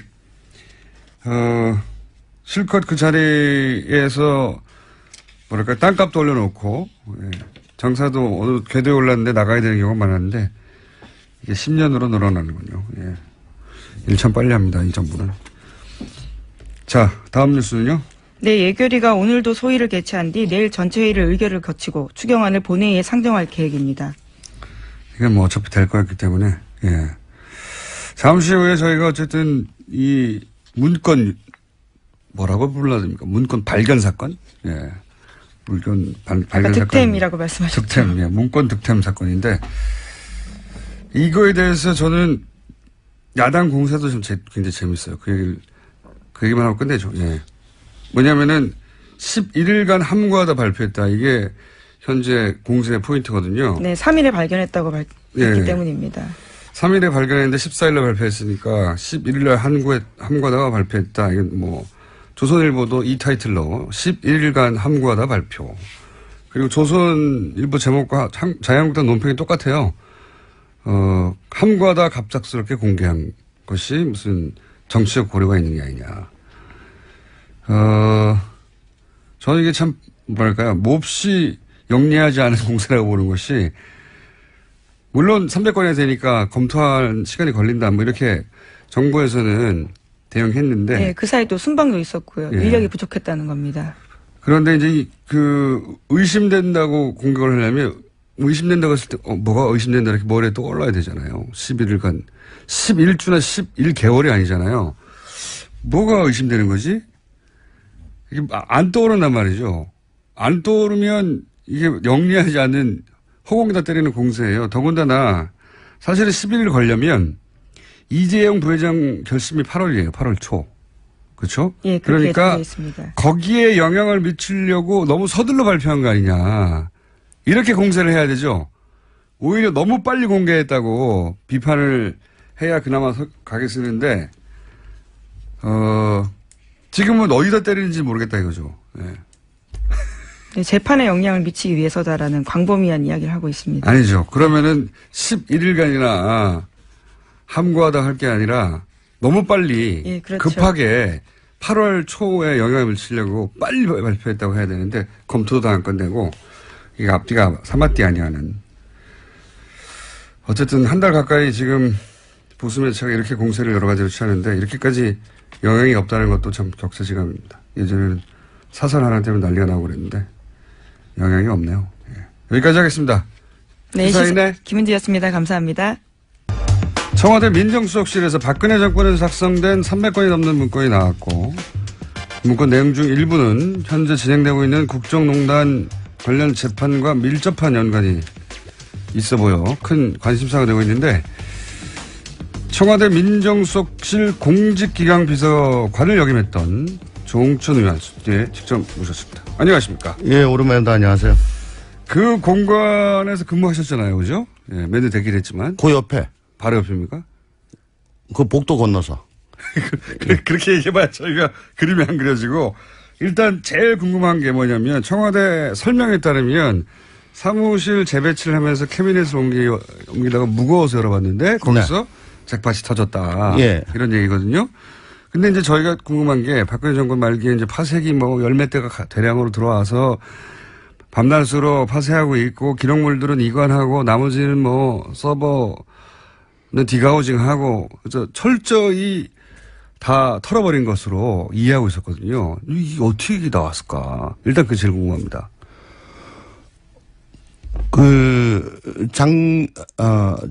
특검이 예. 압수수색 그때 들어가려고 그럴 때 어떤 예. 사람들은 아니 다 치웠을 건데 들어가지고 뭘 아무것도 그러니까요. 없을 거다. 그거 예. 뭘라고 들어갔냐 그럴 때 저는 아니 낙고기 있다. 낙고기.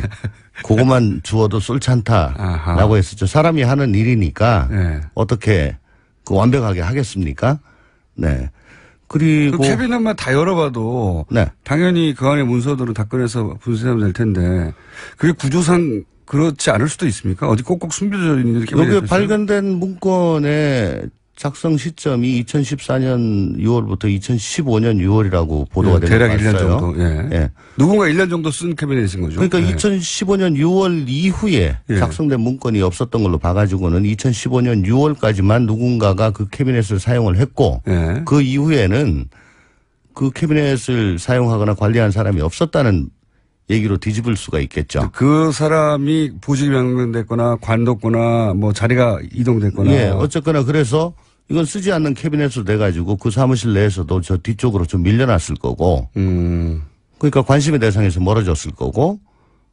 작년에 참 올해 그 청와대 그 정권 교체가 될 때 예. 치울 때도 그거는 관심을 기울이지 않았기 때문에 그런 거 아닌가. 자기 책상, 자기 캐비넷만 신경 썼지 남의 거니까. 자기 게 아니면 안 열어보겠죠, 청와대에서 당연히? 보통 지시가 자기 거는 다 깨끗이 해라. 그렇게 지시가 가니까요. 그렇죠. 남의 예. 것을 함부로 열 수는 없겠죠. 그러니까 그 자리에서 쓰던, 그 사람이 쓰던 캐비넷 2015년 6월까지 그 사람이 하여튼 보직 변경이든 뭐 사직이든 어쨌든 그래서 더 이상 쓰지 않게 된 캐비넷. 그런 걸로 저는 생각이 됩니다. 그렇게 들으니까 좀 이해가 가네요. 예. 큽니까? 청와대 민정수석실이? 제일 크죠. 청와대 제일 커요? 예, 왜냐하면 이명박 정부 때는 민정 1, 민정 2 두 개 비서관실이 쓰던 거를 박근혜 정부 들어와가지고 민정비서관으로 퉁쳤거든요. 하나로 만들었어요. 예. 그래서 두 개가 합쳐졌고. 예. 근데 민정 1은 이제 민심팀으로 되고 민정 2는 사정팀으로 됐는데 예. 민심팀과 사정팀 사이에는 간율이 격벽이 있습니다. 예. 그래서 민심팀, 사정팀 이렇게 각자 좀 한 비서관실이긴 하지만 그래도 독립성을 가지고 일을 했었는데 이번 문재인 정부 들어가지고는 얘기를 들어보니까 굉장히 그 정원을 다 안 채우고 작게 가느라고 반만 썼군요, 말하자면. 반만 썼죠. 격벽 안쪽. 그러니까 민심팀 쪽만 쓰고 사정팀은 비서관하고 좀 멀거든요. 네. 예. 그러니까 가까운 쪽만 쓰다가 최근에 인력이 보강되면서 다시 자리를 재배치하다가 이제 그 가구를 옮겨야 될 거 아니에요. 근데 이거 뭐야? 그렇게 된 것 같아요. 그렇구나. 그렇게 되니까 어느 정도 이해는 갑니다. 굉장히 우연에 의해서 발견된 거네요. 그러면 지금 말씀하시기로는 뒤져보면 뭐 더 나올 수도 있다고 하셨는데 그럴 수도 있습니까? 있을 수도 있고 없을 수도 있는데 뭐라도 있을 수가 있죠. 왜냐하면 낙곡은 항상 있으니까. 그래요? 예. 뭔가 있을 수 있다? 예. 그래서 그때 압수수색 무조건 들어가야 된다고. 아무리 치워도 낙곡은 있다. 근데 이번에는 아주 큰 덩어리가 나왔어요. 몇 명이에요? 예전에 박근혜 정부 시절에 민정수석실에 근무했던 사람이 대략 합치면, 민정사정 합치면? 민정사정 합쳐서, 한 50명 가까이? 50명이요? 예. 엄청 크네요. 제일 커요. 다른, 예를 들어서 경제수석실 이 정도 되면 얼마납니까? 경제수석실에 예를 들어 경제비서관, 중기비서관, 뭐 해양수산비서관 이런 데는 비서관 하나, 선임 하나, 행정관 둘이 또 저 행정요원 하나 그렇게 한 4-5명. 야, 굉장히 큰 조직이네요. 민정수석실은. 예. 저희가 고담으로 컸고. 사정비서관. 아니 공직. 공직. 예. 기강비서관. 예. 한 50여 명 가까이 되는군요. 이게 그러면 다른 50명. 예. 다른 부처의 10배, 다른 수석실의 몇 배는 되네요. 수석실이 아니고 비서관실, 개별 비서관실. 왜냐하면 민정수석실 밑에 비서관실이 4개가 있잖아요. 야, 그죠? 민정수석이 힘이 세군요. 그러니까 우병우 비추어 보자면 물론 지금 문재인 정부는 더 축소됐다고 하지만 우병우 전 민정수석의 힘이 굉장히 막강했네요. 많은 인원들을 다뤘네요. 일단 병사로 보면 엄청 많죠. 네, 그렇군요. 이게 인수인계, 그러니까 우병우, 최재경, 조대환 이렇게 급하게 민정수석이 짧은 기간에 3번이나 바꿨잖아요. 네. 그 인수인계가 제대로 안 돼서 그럴 수도 있다. 이 해석도 가능하죠. 어차피 이 마지막에 다 확인하는 거는 제일 마지막 수석, 조대환 수석 예. 때죠. 예. 예. 그 뭐 최재경 수석이야 들어가다 나오면서 야 지금껏까지 다 치워. 그렇게 얘기할 리도 없는 거고 필요도 그렇죠. 없는 거고. 마지막으로 치운 사람은 조대환 수석인데. 네. 이제 우병우 수석은 자기하고 관련된 것만 개인적으로 어떻게 뭐 했을 거고. 직접 관련된 것만 치웠을 혹은 거고. 또 뭐 자기 친한 직원들한테는 따로 얘기를 해줬을 거고. 자, 그럼 내용을 좀 여쭤볼게요. 그 일부 공개된 그 문건을 보면 삼성을 어떻게 지원할 것인가. 삼성이 필요한 게 뭐냐 파악해봐라. 이런 내용이 있거든요. 그러니까 첫 번째로 궁금한 건 청와대의 민정수석실에서 특정 기업을 어떻게 지원할 것인가를 파악하는 게 이게 민정수석 업무 범위에 들어갑니까? 그건 경제수석실에서도 뭐 좀 하기가 힘든 일인 것 같습니다. 민정수석의 업무 범위는 아니지 않습니까? 그죠? 예, 아니죠. 네. 그러니까 특정 기업을 대한민국에서 제일 잘 나가는 기업인데 이미 그 잘 나가는 기업을 어떻게 지원할 것인가라고 파악해 보라고 할 수도 있습니까? 청와대가? 그런 종류의 지시를 받거나 들어본 적이 있어요? 아니 물론 예. 삼성이 우리나라 경제에서 차지한 비중이 엄청나게 크고 예. 또 삼성이 뭐 법적 제도적으로 뭐 좀 잘못된 게 있어가지고 예. 애로사항이 많고 그로 인해서 국가 경제에 미치는 악영향이 크다라고 한다면 뭐 그건 할 수가 있겠죠. 예. 근데 제가 지금 문건을 제대로 보지 않은 상황에서 이게 뭐 단정드리기가 참 못합니다. 내용을 좀 봐야 되는데. 문건은 좀 일반론이에요. 보면 예를 들어서 삼성 경영권 승계에서 삼성이 뭘 필요로 하는지 파악해라. 이거는 삼성이 어려움을 겪고 있다기보다는 경영권을 승계하는데 삼성이 필요로 하는 게 뭔지 파악하라는 거잖아요. 사기업에. 그건 좀 아니죠. 예, 이건 아니지 않습니까? 좀이 아니라 많이 아니지 않습니까? 그리고 이제 삼성의 안녕하세요. 김호준입니다. 지난 2010년 일본의 사사카와 재단 프랑스 지부가 카롤린느 포스텔 비네라는 프랑스의 한 일본학 학자를 명예훼손으로 고소했습니다. 프랑스 일본 수교 150주년 학술 행사를 사사카와 재단이 후원했는데 프랑스 외무부가 공동 후원으로 참여하기로 하자 프랑스 학계는 A급 전범이 설립한 재단이 후원하는 행사에 정부가 참여하는 것에 반대 성명을 냈습니다. 결국 프랑스 외무부가 참여를 철회하자 사사카와 재단은 이 성명을 주도한 카롤린느 박사를 상대로 거액의 소송을 제기한 겁니다. 몇 개월에 걸친 공방 끝에 프랑스 법원이 이 소를 기각한 후 비네 박사는 이런 말을 했습니다. 학자의 책무는 2가지다. 성실한 감시자 그리고 용감한 고발자. 그 역할을 했을 뿐이다. 그리고 이런 말도 남겼습니다. 한국대학에 사사카와 재단의 연구자금이 유입된 것으로 알고 있는데 식민지배를 당한 한국이 일본 극우의 과거사 왜곡을 뒷받침하는 사사카와 재단에 관대하다는 점은 매우 의외다. 그런 대학 중 하나가 연세대입니다. 그리고 당시 그 기금의 유럽 유입에 찬성했고 그 기금으로 설립한 아시아연구기금 재단의 사무총장을 역임한 사람이 지금 자유한국당 혁신위원장 유석준 교수입니다. 최근 유 교수가 극우이 아니냐 논쟁이 있습니다. 극우에 대해 유 교수는 2006년 이런 말을 남겼습니다. 그분은 테러하는 안종근 같은 사람이다. 유 교수가 그분이 아니냐. 그에 대한 답이 되는 발언이죠. 김원준 생각이었습니다.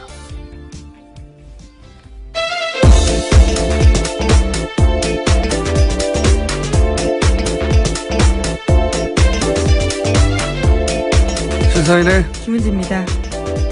자, 월요일이네요. 네.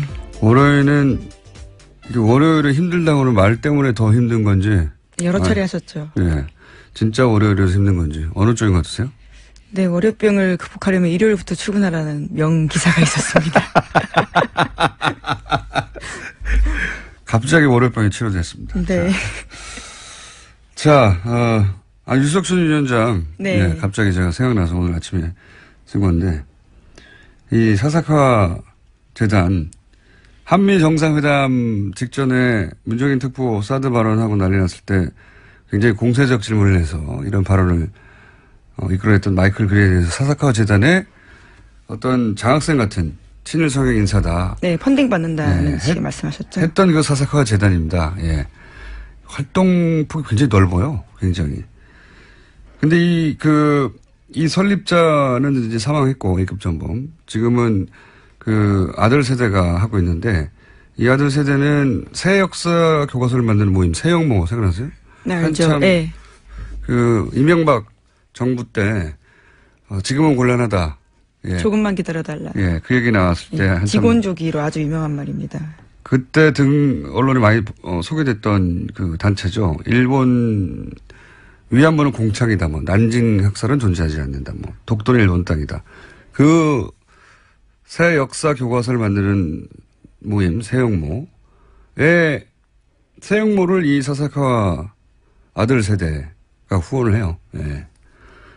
그러니까 그리고 이 새영모하고 류 위원장이 활동했던 뉴라이트는 굉장히 양 혹은 뭐 볼트노트처럼 합이 착착 맞아요. 예를 들어서 새영모는 일본 식민 지배가 가해자만 한 건 아니다. 가해자 역할만 한 건 아니다.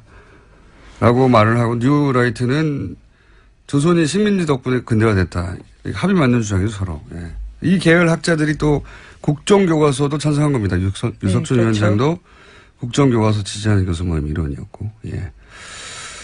그런데 이런 주장을 하는 모임을 후원하고 이런 주장을 뒷받침하는 이 재단의 자금이 우리나라에도 많이 들어와 있어요. 예. 그거 한번 따로 달아야 될 것 같습니다. 사사카와 재단. 최근에 히트입니다, 히트. 계속 등장하고 있는데, 관련. 자, 첫 번째 뉴스는요? 네, 지난주 금요일 청와대발 속보가 떴었습니다. 박근혜 청와대 민정수석실이 작성한 문건 300종을 발견했다라는 내용인데요. 지난 3일 민정수석실 공간을 재배치하던 과정에서 발견한 박근혜 정부 민정수석실 작성 문건들입니다. 이게 어떻게 몇 달 동안이나 구석에 있었을까요? 네, 구석 캐비넷에 있었다라는 거죠. 뒤늦게 열어봤다는 겁니다. 그래서 저희가 잠시 후 첫 번째 인터뷰 때 이 공간, 그러니까 이 공간을 재배치하다가 나왔다는 거잖아요. 재배치하기 전에 근무했던 조홍천 의원을 스튜디오에 직접 모십니다. 예, 그 얘기는 좀 자세히 이게 가능하냐고 도대체 들어보기로 하고. 근데 이제 문건이 발견됐다는 사실 자체보다는 문건의 내용이 지금 굉장히 화제인 거죠. 예. 네, 가장 눈에 띄는 거는 국민연금 의결권 자료입니다. 삼성경영권 승계 지원 검토 방안이 적혀 있다고 하는데 펜으로 쓴 메모에는 삼성경영권 승계 국면을 기회로 활용하고 도와줄 것은 도와주면서 경영 승계 국면에서 삼성이 뭘 필요로 하는지 파악하라라는 내용이 담겨 있다고 합니다.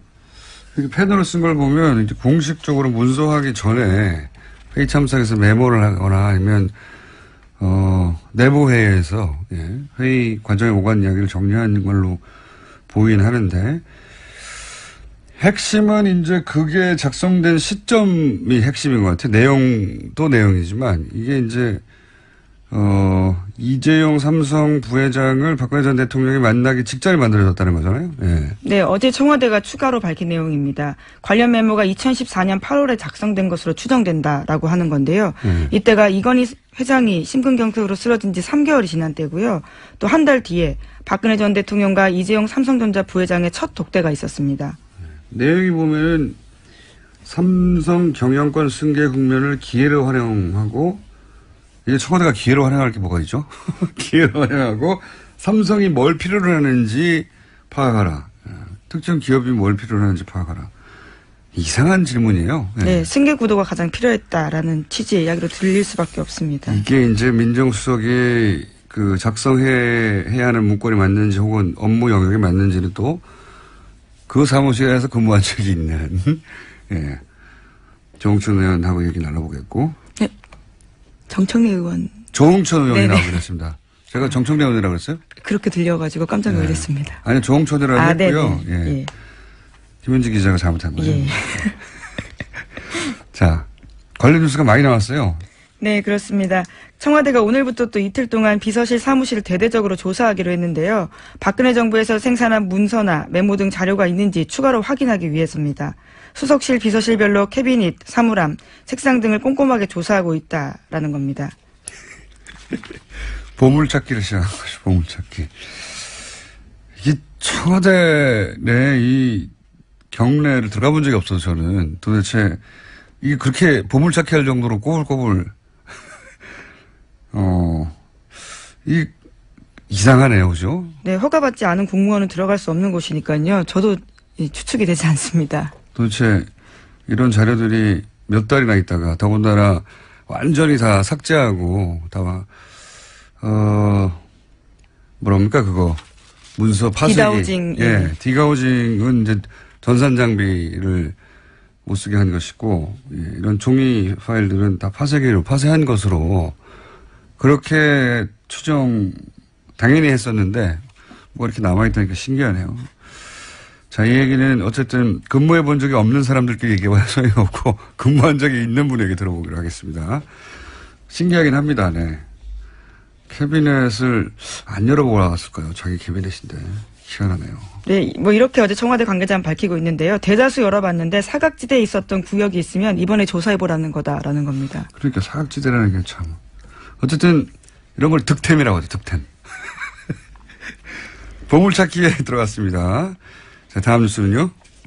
네, 정유라 씨가 지난달 검찰 조사에서 한 말이 크게 화제가 되고 있습니다. 채널A가 한 보도인데요. 최순실 씨의 비자금을 언급한 겁니다. 최순실의 비자금은 장시호가 숨겼다면서 지금은 어디에 있는지 알 수가 없다라고 진술했다고 합니다. 예. 제가 그랬잖아요. 돈이 뭔가 연루됐을 거라고. 사실 장시호 씨가 검찰 협조에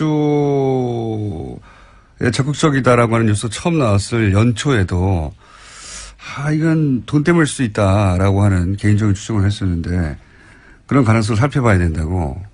그러니까 최순실 씨가 이제 맡긴 뭐 처리를 부탁한 어떤 자금을 최순실 씨가 오래 감옥에 있고 본인은 빨리 나가면 본인이 챙길 수 있지 않겠냐 하는 뭐 그런 가능성을 따져봐야 될 거라고 제가 얘기했었는데 지금 이게 이제 정유라 씨가 한 얘기잖아요.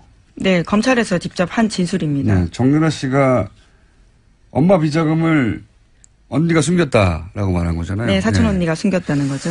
저는 이렇게 된 것 같아요. 그러니까 장시호 씨가 정유라 씨에게 우리 세대는 박근혜 전 대통령에 충성할 이유가 뭐냐.